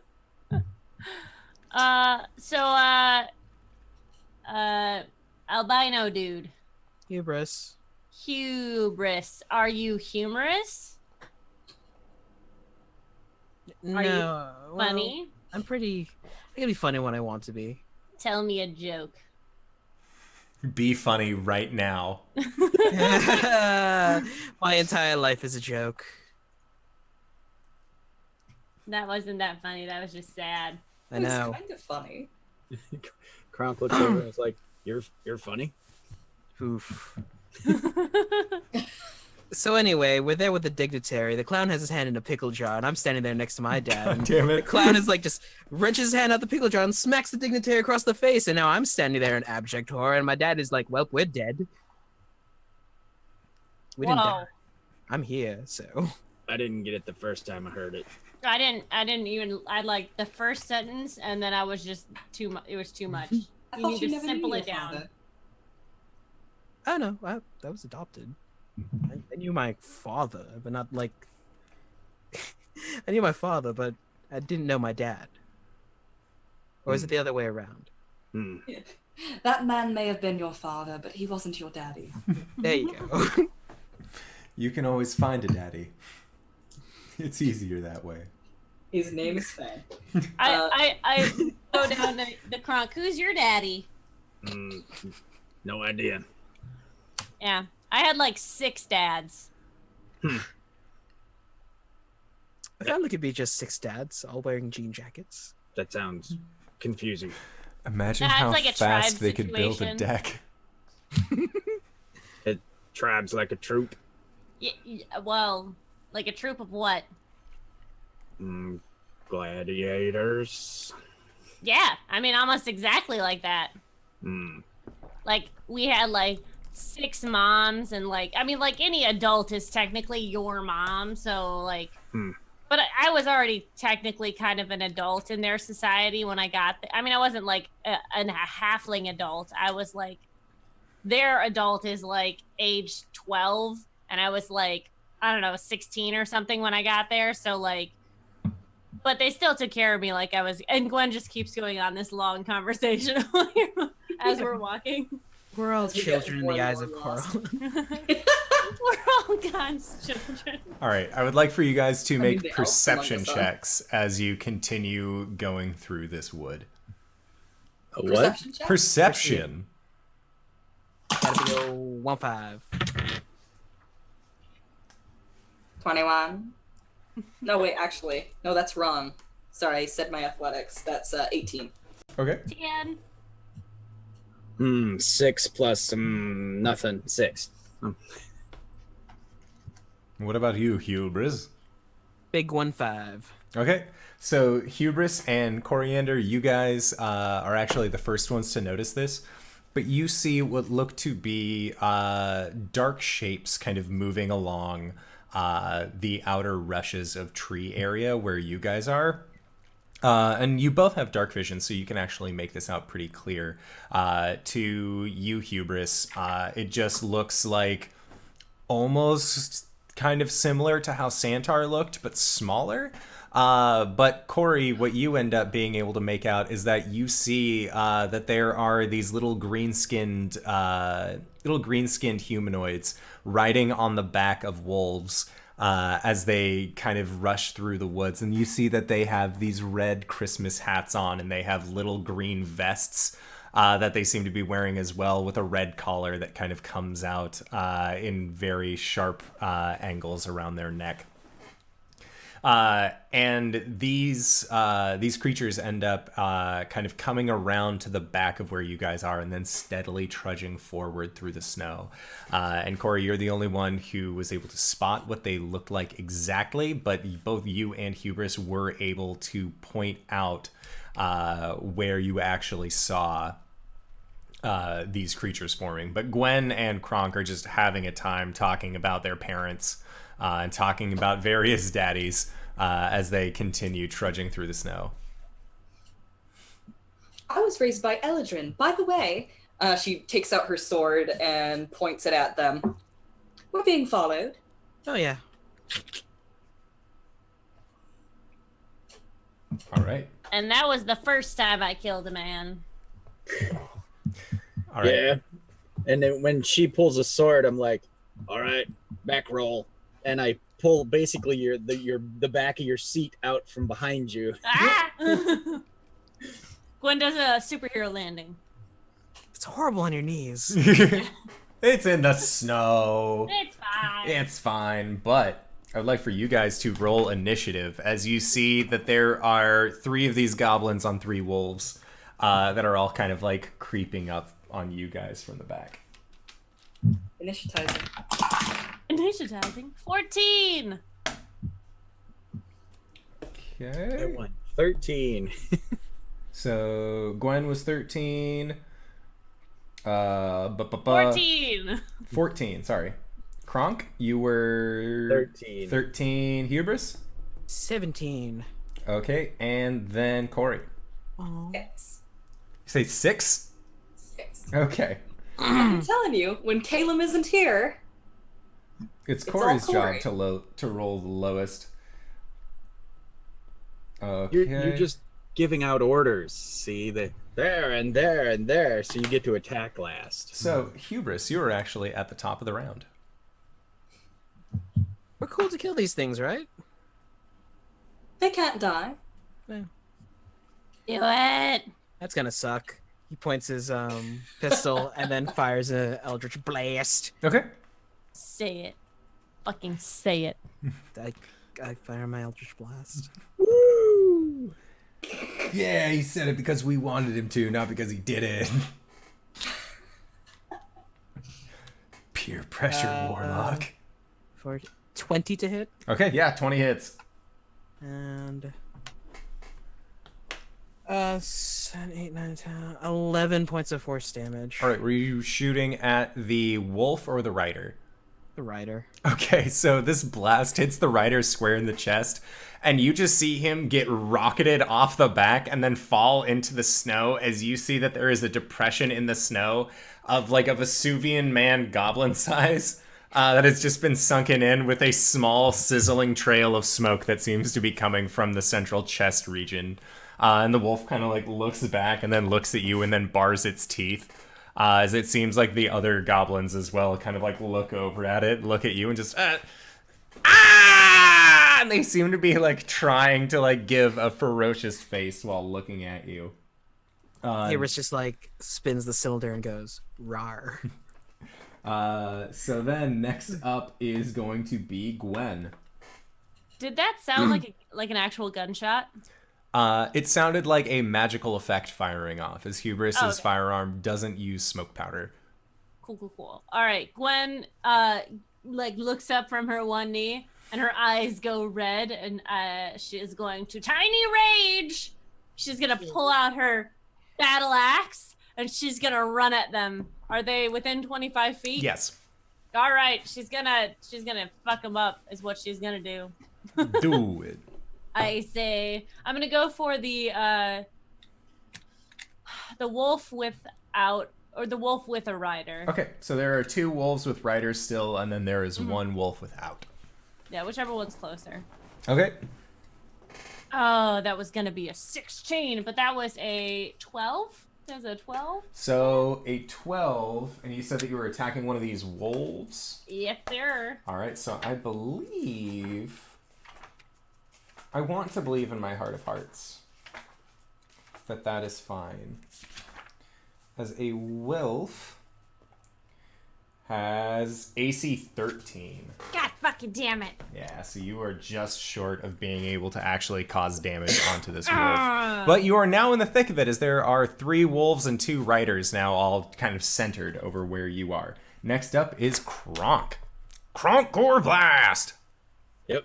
And prepare to be kronked. And I say, watch your head to Gwen, and I'm just gonna take a massive swipe at the riders. Okay. Or rider.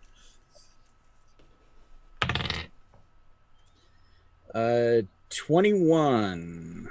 21 totally hits. All right.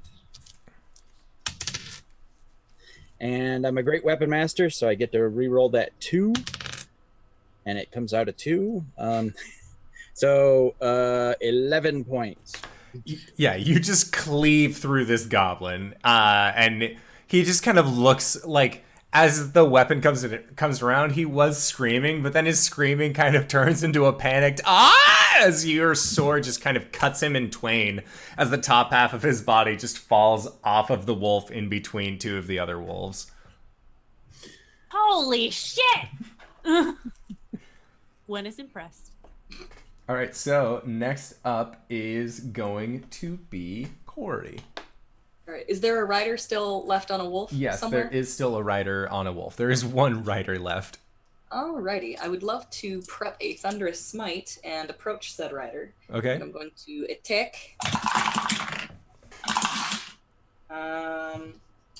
And does a 19 hit? A 19 does hit. Excellent. Okay, so that's going to be 7 slashing damage from the sword. And then, holy moly, I did max damage on my smite. So that's 12 thunder damage. And he gets pushed 10 feet and knocked... Oh, wait, hold on. He has to succeed on a strike saving throw. No, he doesn't. Because Oh, as your sword comes down onto this creature, right as it's about to hit, he brings his hands up and you just hear in common, "All we wanted was a living wage!" And then your sword hits him and he just explodes.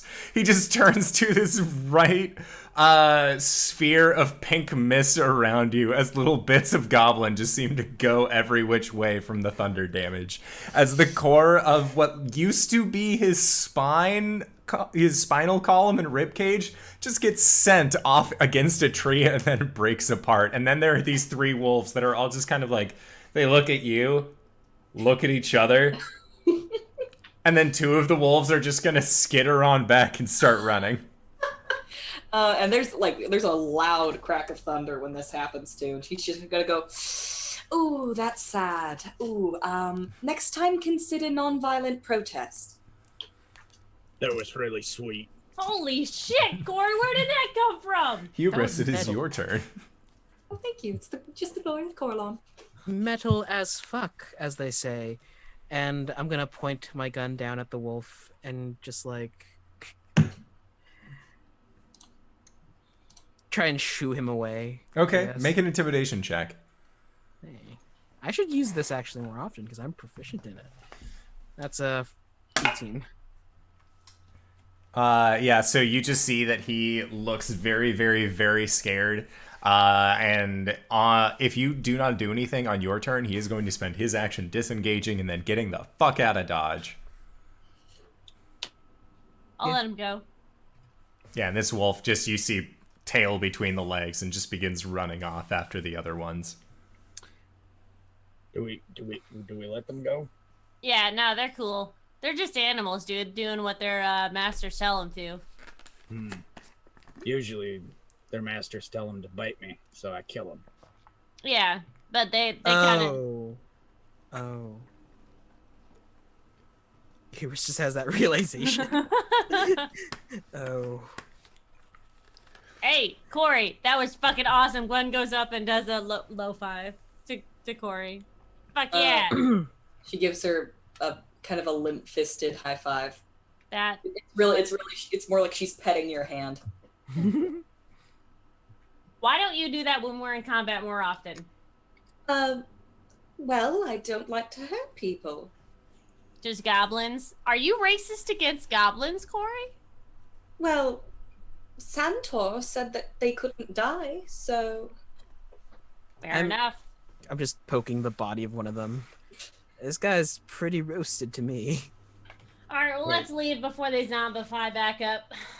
Wait a minute. I'll take one and I'll smack it against the tree. KRONK! Whoa! Whoa, dude, that's kind of a lot. But if they can't die, shouldn't we like nail them to the tree so if they come back, they can't go anywhere? Dude, that's dark as fuck. Where'd you get that from?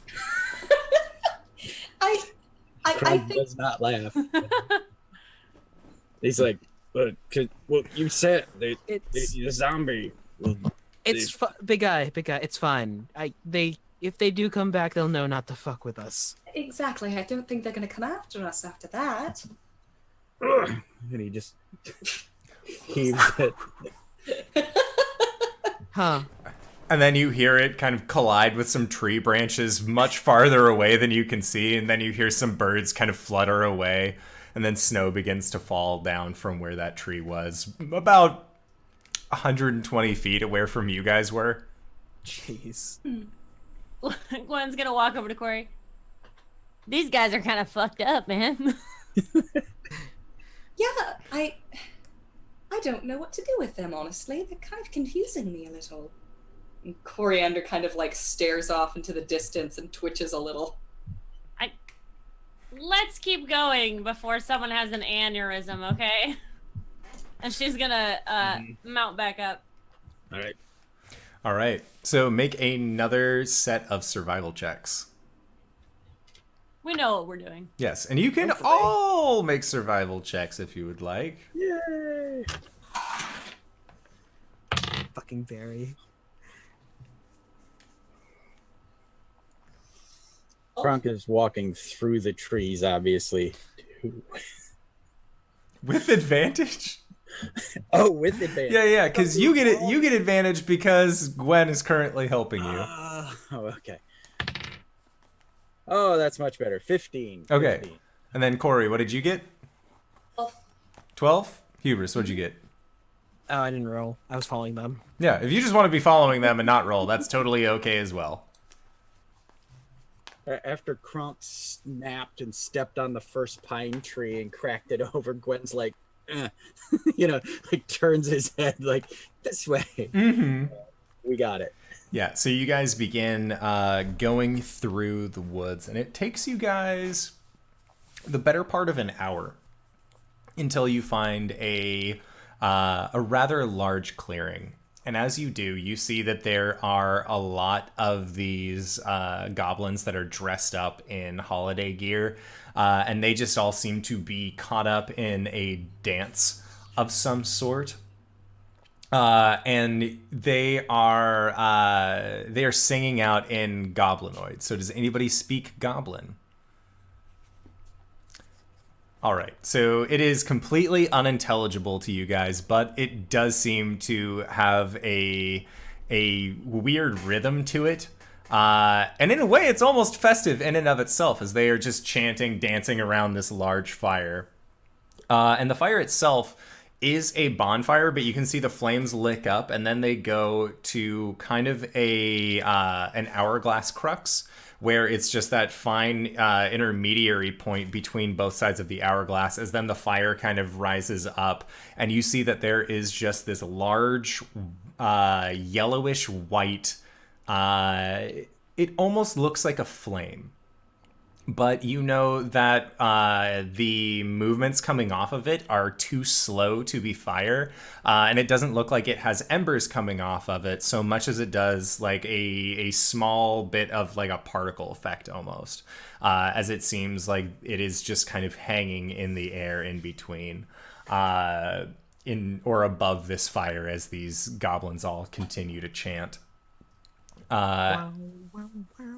And it is at that time that you see, coming from over by the edge of this small clearing, kind of writhing itself across the ground, just this large creature.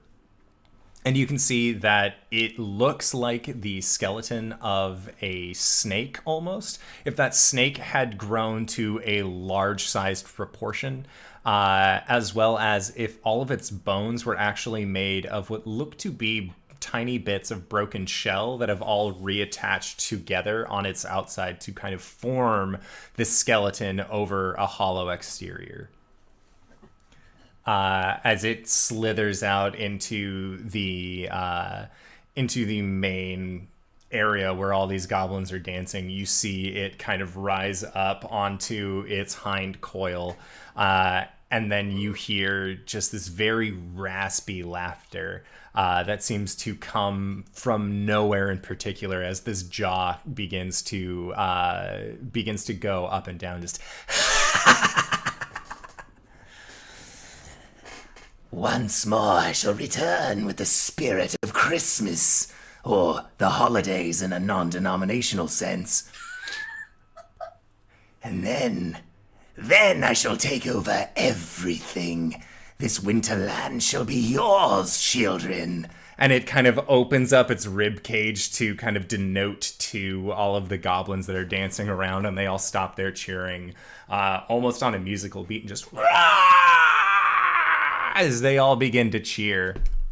As this as the egg naga begins to wind through the snow until it actually comes up near the fire, and you see its rib cage begin to open up until it encapsulates this large spiritual energy that seems to be just hanging over the fire as it begins to take it and then writhe itself back. What would you guys like to do? Candle night should be for everyone. Cori, we should sneak up on this bitch.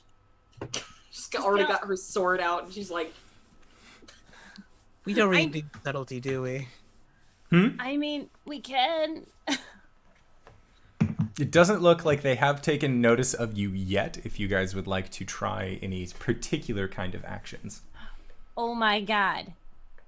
Okay, we can all hit it at the same time. Big guy, will you throw me at him? Mm-hmm. All right, on my signal. Are there how many goblins are there? You see that there are about 8 goblins that are all just like standing around cheering in front of this egg naga. And I'm gonna grab his hand as you're gonna come in after me, right? Mm-hmm. All right. And he's already got his hand on the sword hilt. Are you guys ready? Actions, please. Oh yeah, I have my Nah. yeah, I'm just gonna. Pull. All right, make an athletics check to shot put Gwen. Or actually, because of how carrying capacity works and your general strength, you could easily shot put Gwen, so make a ranged attack with Gwen. Okay. As an impromptu weapon. Oh, okay. All right. Gonna be great. Natty 20. Yeah! That's the holidays! This is truly the greatest game.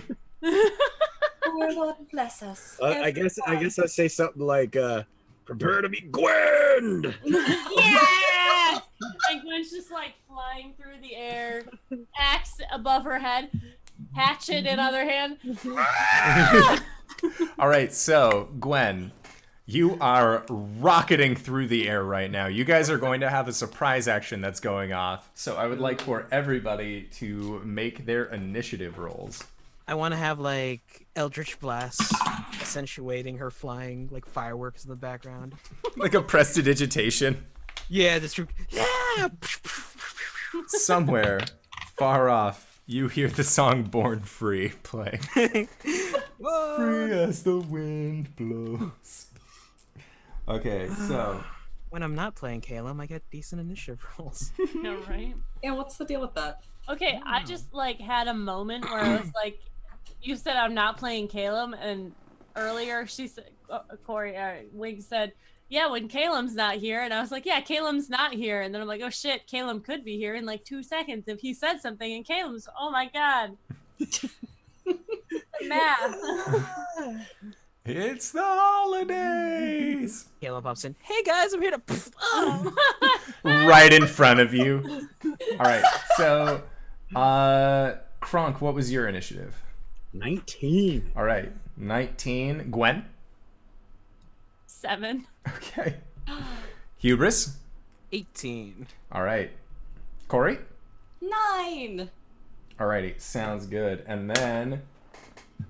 Damn. Well, y'all should be glad I got the nat 20 here.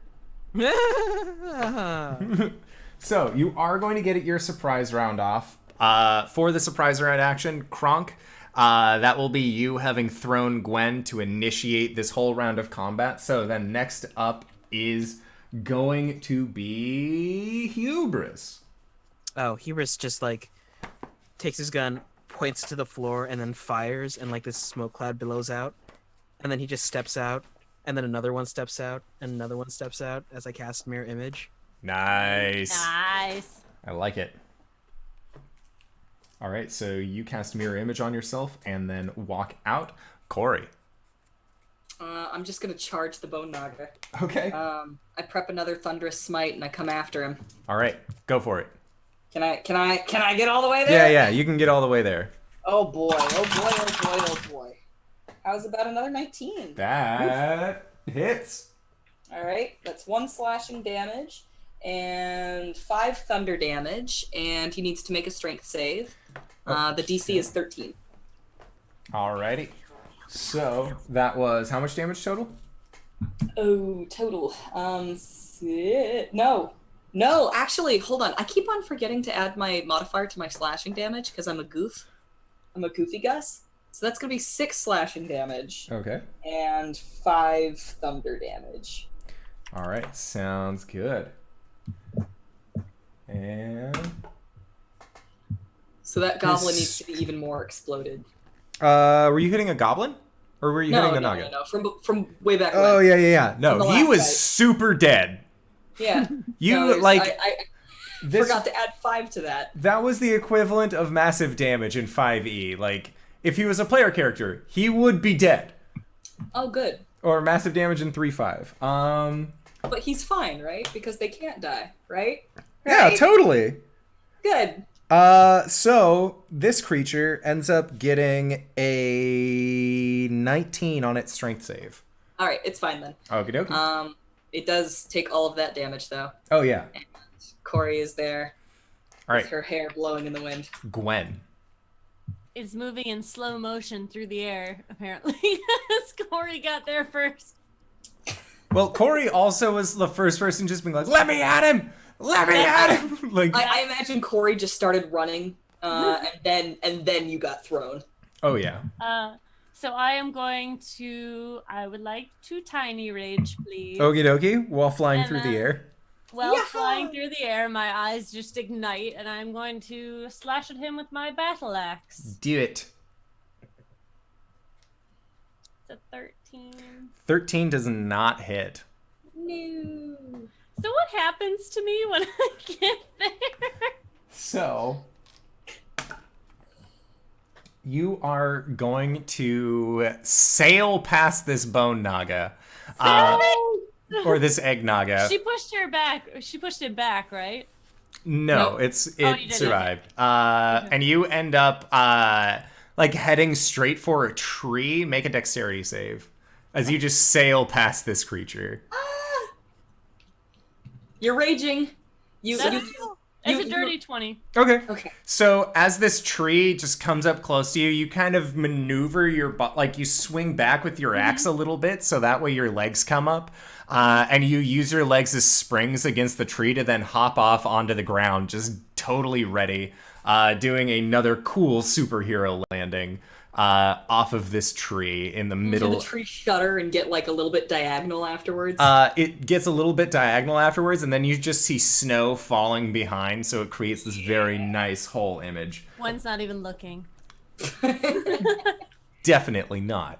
Several goblins get buried in the snow. Then they do actually. You see them, and like their legs and arms are just kind of sticking out. As at the top of the round, you see that most of these goblins, you see one of them just kind of look around, look at the group of you, and just yell out, "Briac! He called for reinforcements!" And then they just start scampering off into the woods, just completely ditching this Eggnaga in the middle of the clearing, and it looks around just, "You fools, you're supposed to fight with me!" As it's very upset about the situation that is unfolding in front of it. But then, Cori, seeing as how you came up and you did a dirty on him, he is going to bite out against you. Bring it. Let me get to this guy. There we go. Let's see if you die. That is a 13, so I don't believe that ends up hitting you, and that is all that it can do. So, next up is going to be KRONK. I can close the gap. Yeah, you can close the gap. You can all close the gap by running, no problem. Okay. All right. Yeah. Then the great sword like in the middle of it, and try to chop it in twain. Okay. 18, 4. So 10. All right. A 10 does not hit. So you come very close, and it kind of rears back. And as your sword comes down connect, it actually uses part of inside of its tummy to deflect off of your blade, where it'd be the inner part of its spine. Then next up, Hubris. I'm going to use my bonus action to do my Hexblade Curse on it. Okay. And then I'm going to point to my gun, and one Hubris says, "Well, you know what they say, Mr. Naga." Second Hubris, "It's hard to find good help these days." And I'm going to cast Vicious Mockery. Okay. Is that a wisdom save? That's a Wisdom save 14. Okay. He got a 14. Dang. Yeah, just saved out of it. He doesn't like you being your own punster, man. You shouldn't be able to set up your own jokes and have it work. He takes 2 psychic damage, Okay. which is already reduced. All right, so is good for him. Then, Oh, wait, no. Does he take any damage? No, he doesn't take any damage. I'm sorry. Okay, so then next up is Cori once again. All right. I will. Do I want to? Well, I've got Lay on Hands. All right, I'll blow my last spell slot for this. Okay. Nothing special I want to do with it. So, all right. I'm going to line up another Thunderous Smite and try to knock this bad boy over. Do it. All right. How's about a 22? Okay. So Alright, 22 definitely hits. All right. 10 slashing damage and 11 thunder damage and a Ooh. strength saving throw, please. Strength save was a 16 on the die. Oh, he makes it. Okay. All right, that's my spell slots for the day, y'all.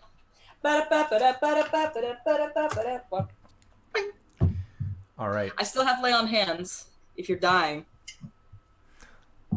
So, he is going to kind of snake himself around. Or actually, no, sorry. Gwen, this is your turn. I almost skipped over you. Aw, thanks for not skipping me, buddy. No problem. I'm gonna go in and I'm going to reckless attack this bitch with my first hit. Reckless attack. Rah! Oh shit. Okay, it's good. It's okay. That's a 16. 16 hits. Roll for damage. God, I feel like I haven't fought in actual combat in a long time. That's 7 damage on that one, and then on my second attack, that is a 17 to hit. Okay. 17 hits. That is 9 on the second hit. Okay. So he has. Sorry, everyone, if you heard that. He has advantage on me if he wants to hit me. Alrighty. But he also had. Yeah.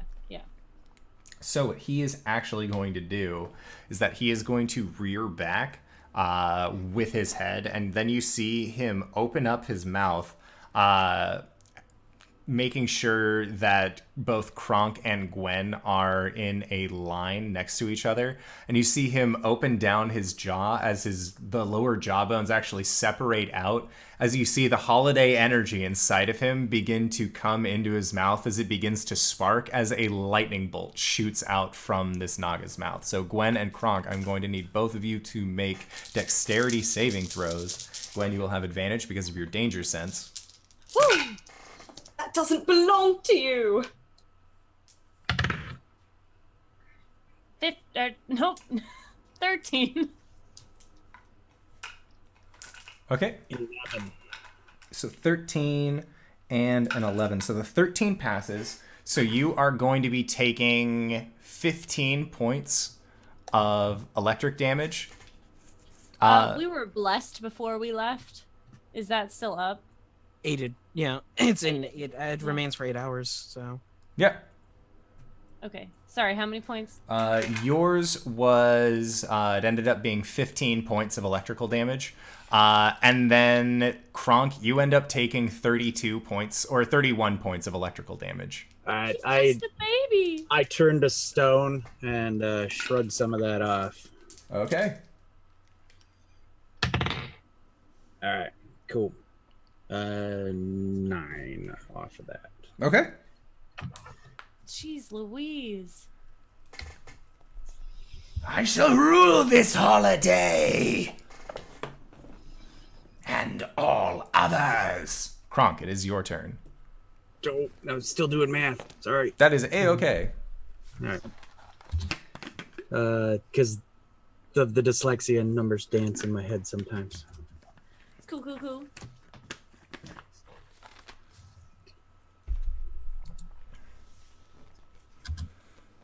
But because of this fine tool we have, D&D Beyond.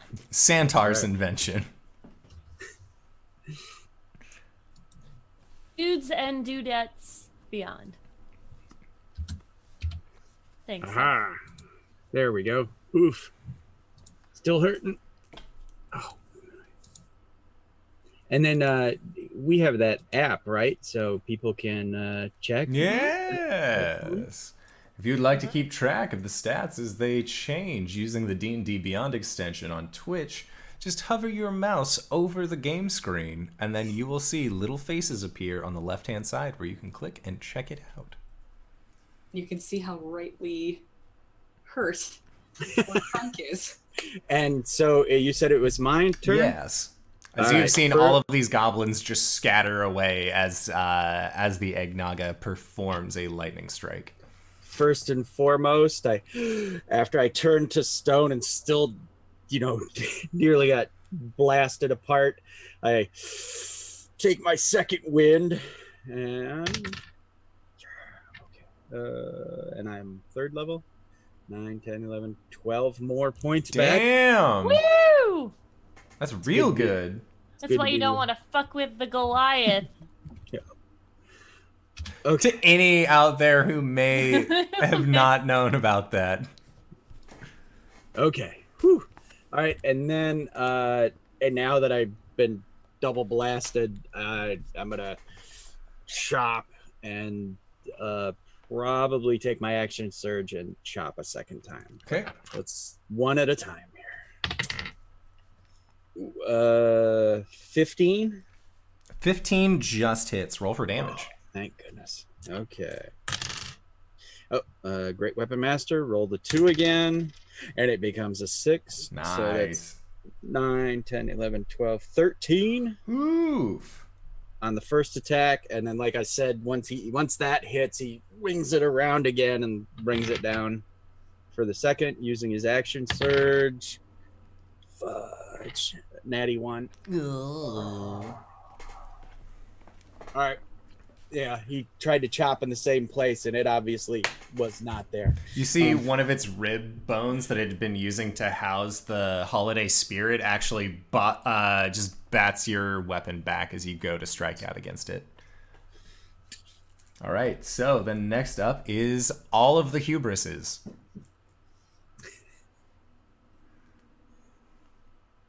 You're muted. Muted. You know, this has been happening all night tonight.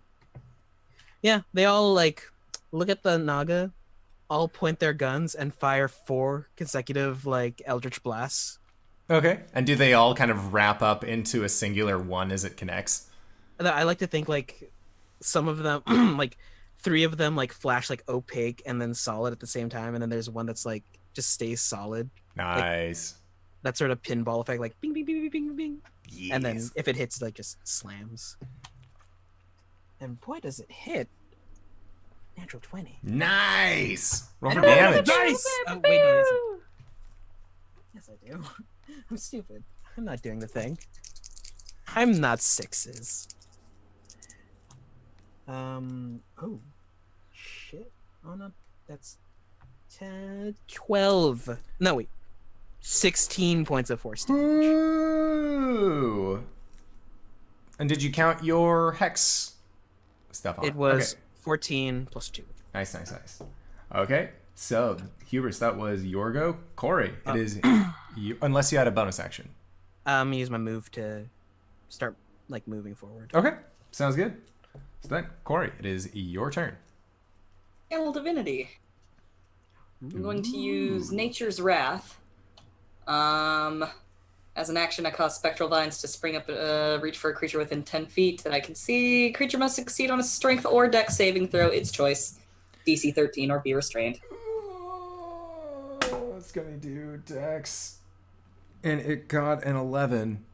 Ha! Finally! And is it on? Vindication! Is it only on medium-sized creatures? Nope. Okay, yeah, Any creature that I can see. that's I could do really this to a good. giant if I wanted to. Yeah, so the vines wrap up out of the ground, just piercing out of the snow, and just sort of seem to interweave themselves into the very bones / eggshell representation of bones that this Naga seems to have. They're all covered with flowers. Oh yeah, he is hating this. This is the exact opposite of what he wanted. This is not a grapple, this is a restrain, so this means advantage for you goobers. Yes. Make it happen, y'all. So Gwen, it is your turn. Let's fuck this bitch up. Advantage, I'll take it. I don't even need to reckless. 2 hits, sir, please. That's a 15. 15 hits. Woo! All right, and then the second hit is 16 plus 4. Yeah, that hits. All right, so that is 7 plus 4 is 11 plus 2 or plus 4 is 15. Okay. This thing is looking mighty wrecked. You guys have just been smashing onto it. And you see that a lot of the bones that it has, these eggshell representations, are actually beginning to break and crumble away, revealing hollow bones on this creature. It didn't actually seem like it had like a thick calcium filling, as it was more of a creation of these eggshells rather than an actual skeleton itself. And I'm gonna shift behind him, and I'm gonna say, "We're gonna kick the Christmas shit out of you." Okay. Yeah, so then it is its turn. And with the restrained property, what can it do? It has disadvantage. Gross. Okay, so with its disadvantage, it is going to go after the smack talker of the group, which was Gwen telling it that you guys were going to kick the Christmas shit out of it. So with disadvantage, okay, so that is either a 17, does a 14 hit. Yes, do Okay. it. So It's fine. I'm still at 3/4 health. Okay, fine. So you're going to take 12 points of piercing damage, Okay. and then you are going to take 11 points of poison damage. I have resistance against poison. Nice. So And you have resistance against piercing. I do. So it was to 11, so 5 and 6. Yep. So you take 11 total. And it can repeat its saving throw against the vines at the end of its turns. Oh, it's most certainly going to try. And get a 3 on the die. Does not Nice. succeed. All right. So then next up is going to be Kronk. Kronk, what would you like to do? I am going to attack. Do it. Fuck it up. 22. 22 hit? certainly hits. And with that, I just saw it like. How did it blast Gwen? It just reared its head back and just took a large chomp out of Gwen.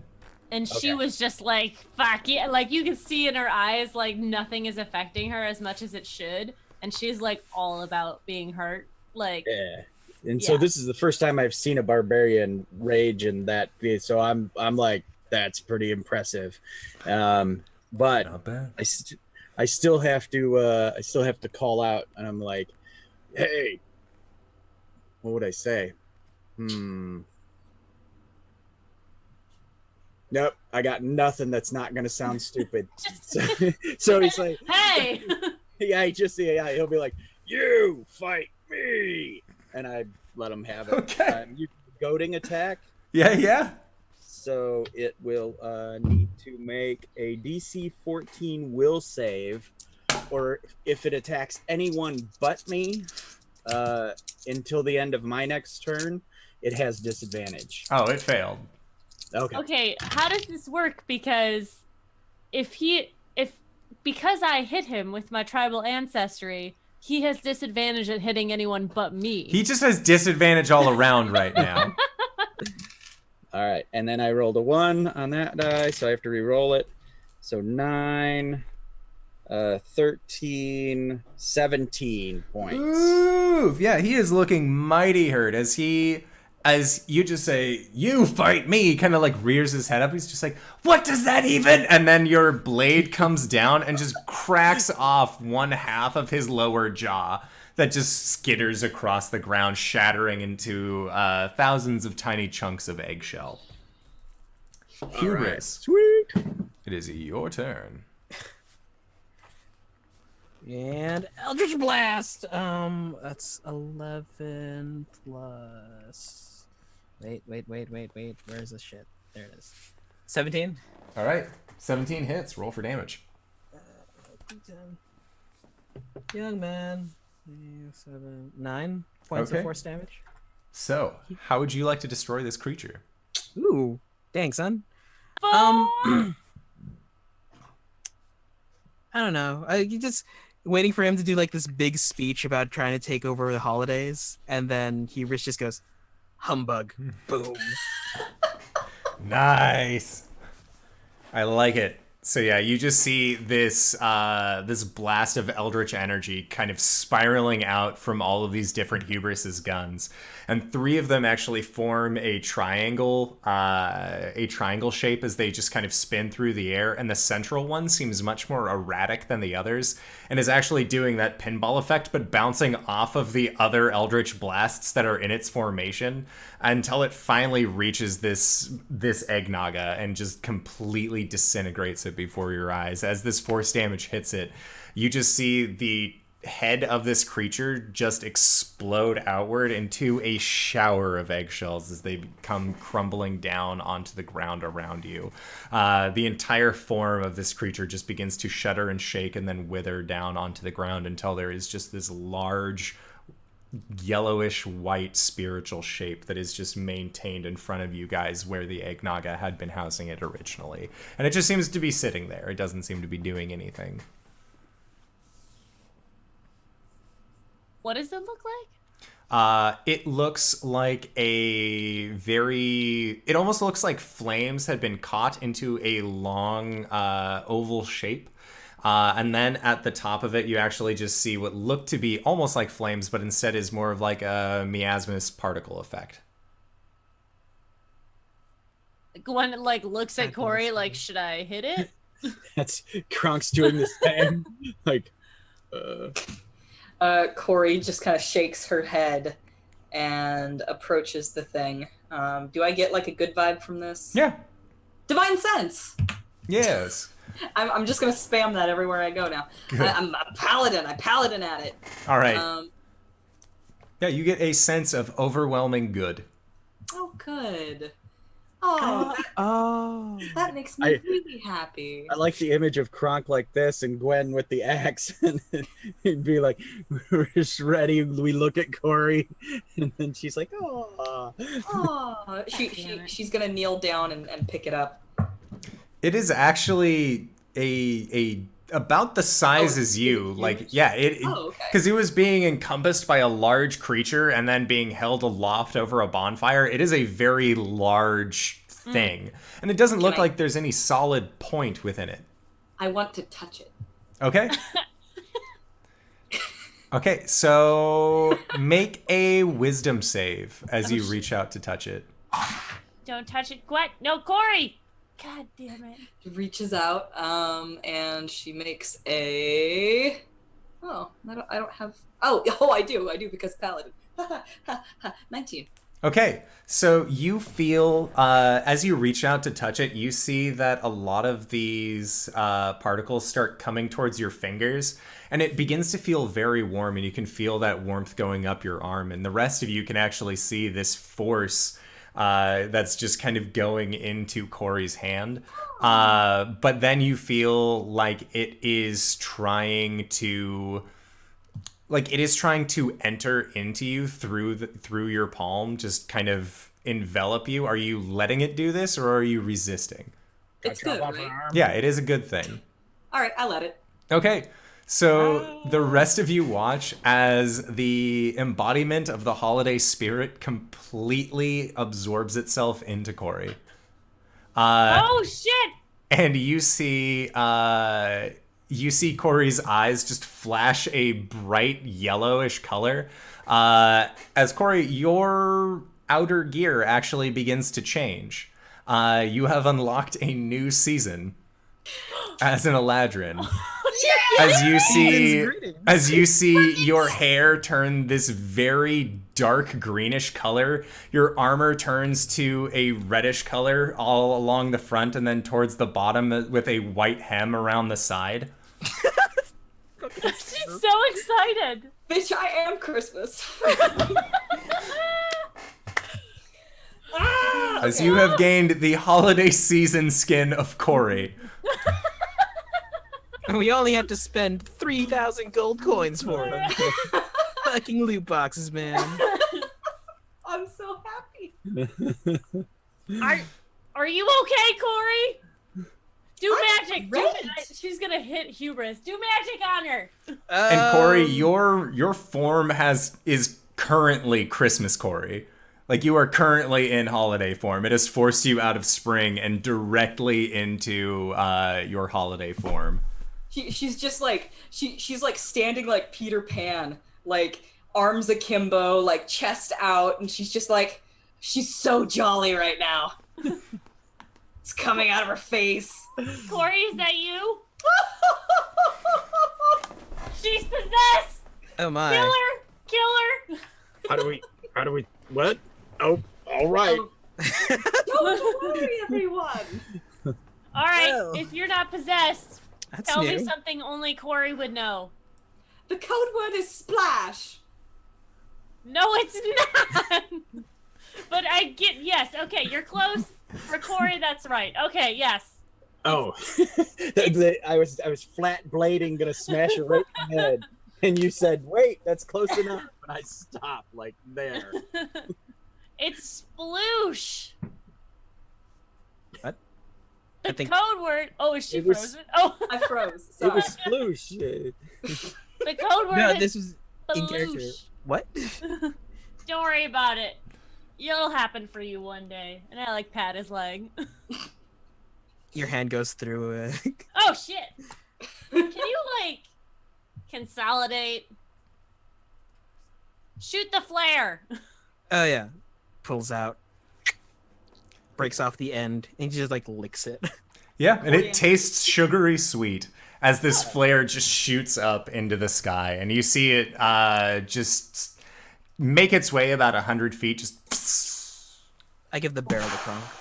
Coriander is decorating a tree right now. She is on top of the tree and she's like got a star on it. And she just like she produces tinsel out of nowhere and ties it you to have the gained top. the ability conjure minor ornaments. And then she jumps and just starts swinging around the tree like Rapunzel with the tinsel. Make an acrobatics check with advantage as you're in your holiday form.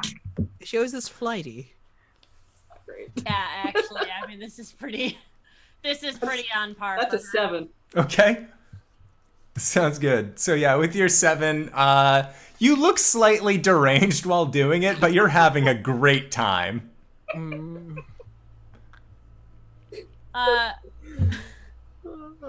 Kronk, Yeah.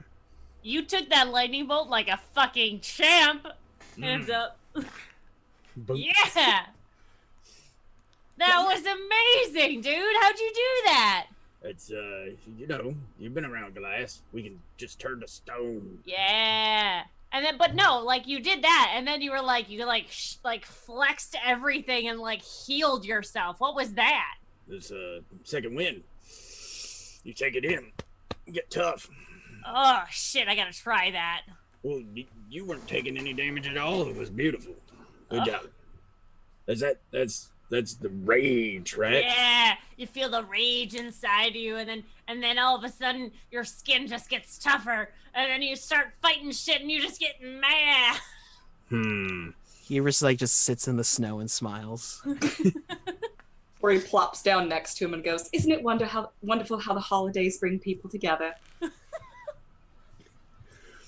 Kronk, Make out. Kronk on the inside is like, the last time I got mad was bad. So Hubris snaps his fingers and he goes, "Oh, mistletoe." Cori looks up at the mistletoe, kind of stares at him for a second, and then just tackles him into the snow. Yes. Amazing. Gwen is just like, best Cori ever.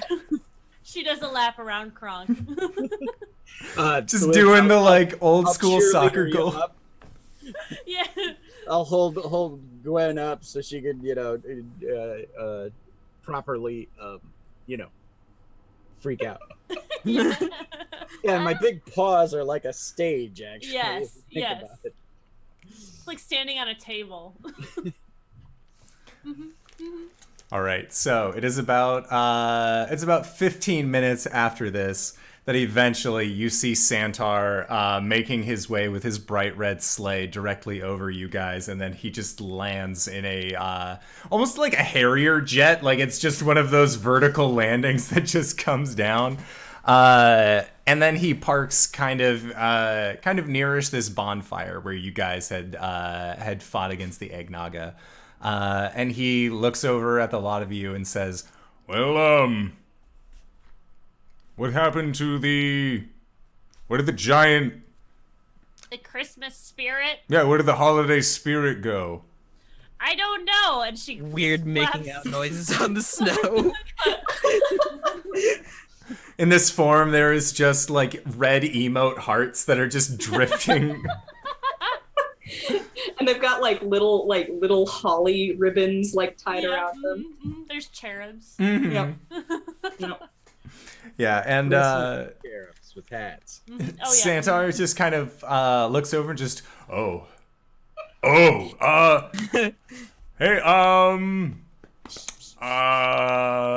Just let it happen, dude. Kronk puts the sword in front of the two of them between Santaur and them. I've been working on this for a long time, Santaur.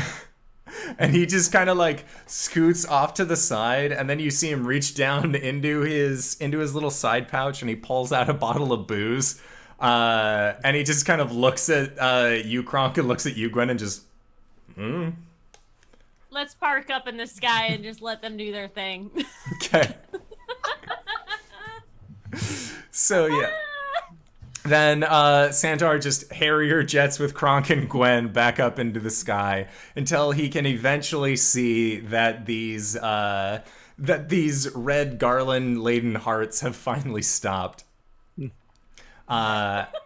then when they come back down, Hubris is wearing Cori's hat. Hubris' like coat is like super disheveled too, and he's just like, I didn't know you could do that. He's got inexplicable red ribbon all over him. That was Like the hat is on one horn, but not the other. That kind of disheveled. Like yeah. Yeah. oh my god. the balls like here. Yeah. Flips down. He's like, has to blow it out of his face, just like. Yeah. All right, Cori, you ready? It's Santaur. You just see is like kind of blushing a little bit, just like So onto the sled. He seems to be just like for how big of a guy he is, he just seems really small in this moment. Hubris like walks up to Santaur and like motions for him to come down. And he just bends down. Double pats his cheeks and whispers in his ear, "'Tis the season." And then jumps in the sleigh. Awesome. Cori's gonna ride the sleigh like a skateboard. Like Yeah. stands in a very unsafe way. Okay. So yeah, you're standing in an unsafe way, but Santaur, in his magical glory, has made the actual sleigh itself very sturdy for you guys to actually ride on. So it takes you guys another 20-30 minutes to get back to the central headquarters of Santa's workshop. And by the time that you get there, you can actually see this building now from the outside, where all around from where you guys were flying, it seemed like there were very large buildings that had chimneys kind of coming up off of the central parts, and where normally you would expect a very like industrial smoke to kind of be coming out. As you guys fly by it, you can just see little peppermint candies floating in the air next to it with little leaves of holly that just sort of seem to be caught in the smoke. And Santaur explains that is how they fill the air with holiday cheer this time of year. As you guys make your way back to this tower. And you can see that it is a very imposing presence in the middle of this holiday village. This tower stands a good 120 feet tall and just seems to be placed in such a way that regardless of where you are standing throughout the tower, you can see at least a 3/4 view of the rest of this industrious Christmas land. As you guys pull into the shop and then set yourself down, at the bottom you see Santaur undo his harnesses and then goes over to the computer that he has set up, and then pulls up the listing on the Eggnaga. And with a very swift press, you see a red banner appear across the Eggnaga, as well as a description off to the side that just says jingled. That is listed on it. And he then kind of comes back over to you guys as you've made your way back over to Fang's bar. And you can see that Fang is currently, it looks like there's an expansion to the bar that has come with him as well. As you can see that he is now pleasantly serving several of these holiday goblins that are all just cheering and excited to be able to drink booze this day. And as you guys make your way over and sit down at the bar, Santaur actually parades himself behind the bar and begins making drinks for you guys. As he begins to ask about the events that transpired while you were combating the Eggnaga. And when he asks about the spirit of the holidays, Cori... He gets the general idea that you have taken in the spirit of the holidays for yourself and invited it into your person. And he kind of looks you over and says, "All right. It's a big responsibility, to be the spirit of the holidays, but I can let you hang on to this on one condition. That every year you come back and make sure that we can complete the efforts that we set out, so that way every single person in the multiverse can get their toys. We only need you here to reside for a few days, and then you'll be back doing your adventurous thing.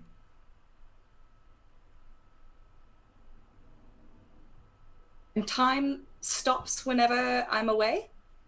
Yes. All right, good.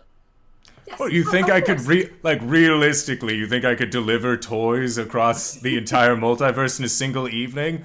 That's incredibly difficult. I just stop all time, deliver the gifts, come on back. It takes me like 2 years to deliver gifts every time.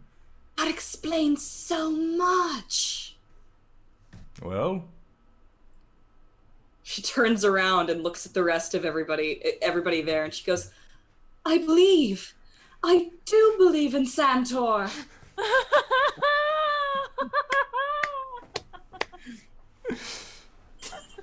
I tried to react as Gwen, but it didn't work at all.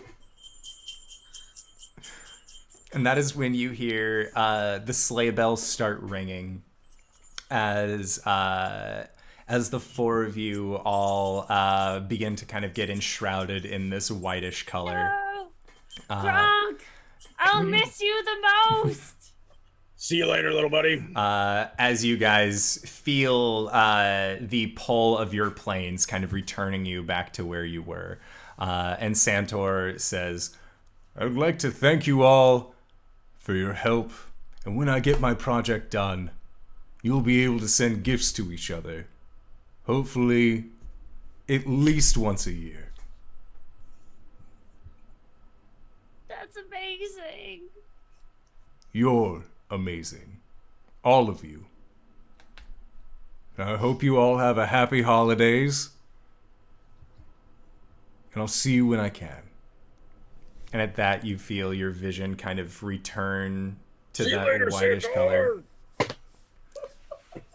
As you all begin to just kind of feel yourselves getting pulled back. KRONK, you open up your eyes and you see that you are still standing in that same archway leading underneath the aft castle following Ghost. And as you kind of blink and regain your senses, you can see that a light snow has begun to fall in Waterdeep's harbor. Hubris, you wake up inside of the brig, laying on your side, and you can see that this figure has your firearm once more in his hands. And you look over and you can see that Wolf is still just lying face down away from you. He gives the guy like a shit-eating grin.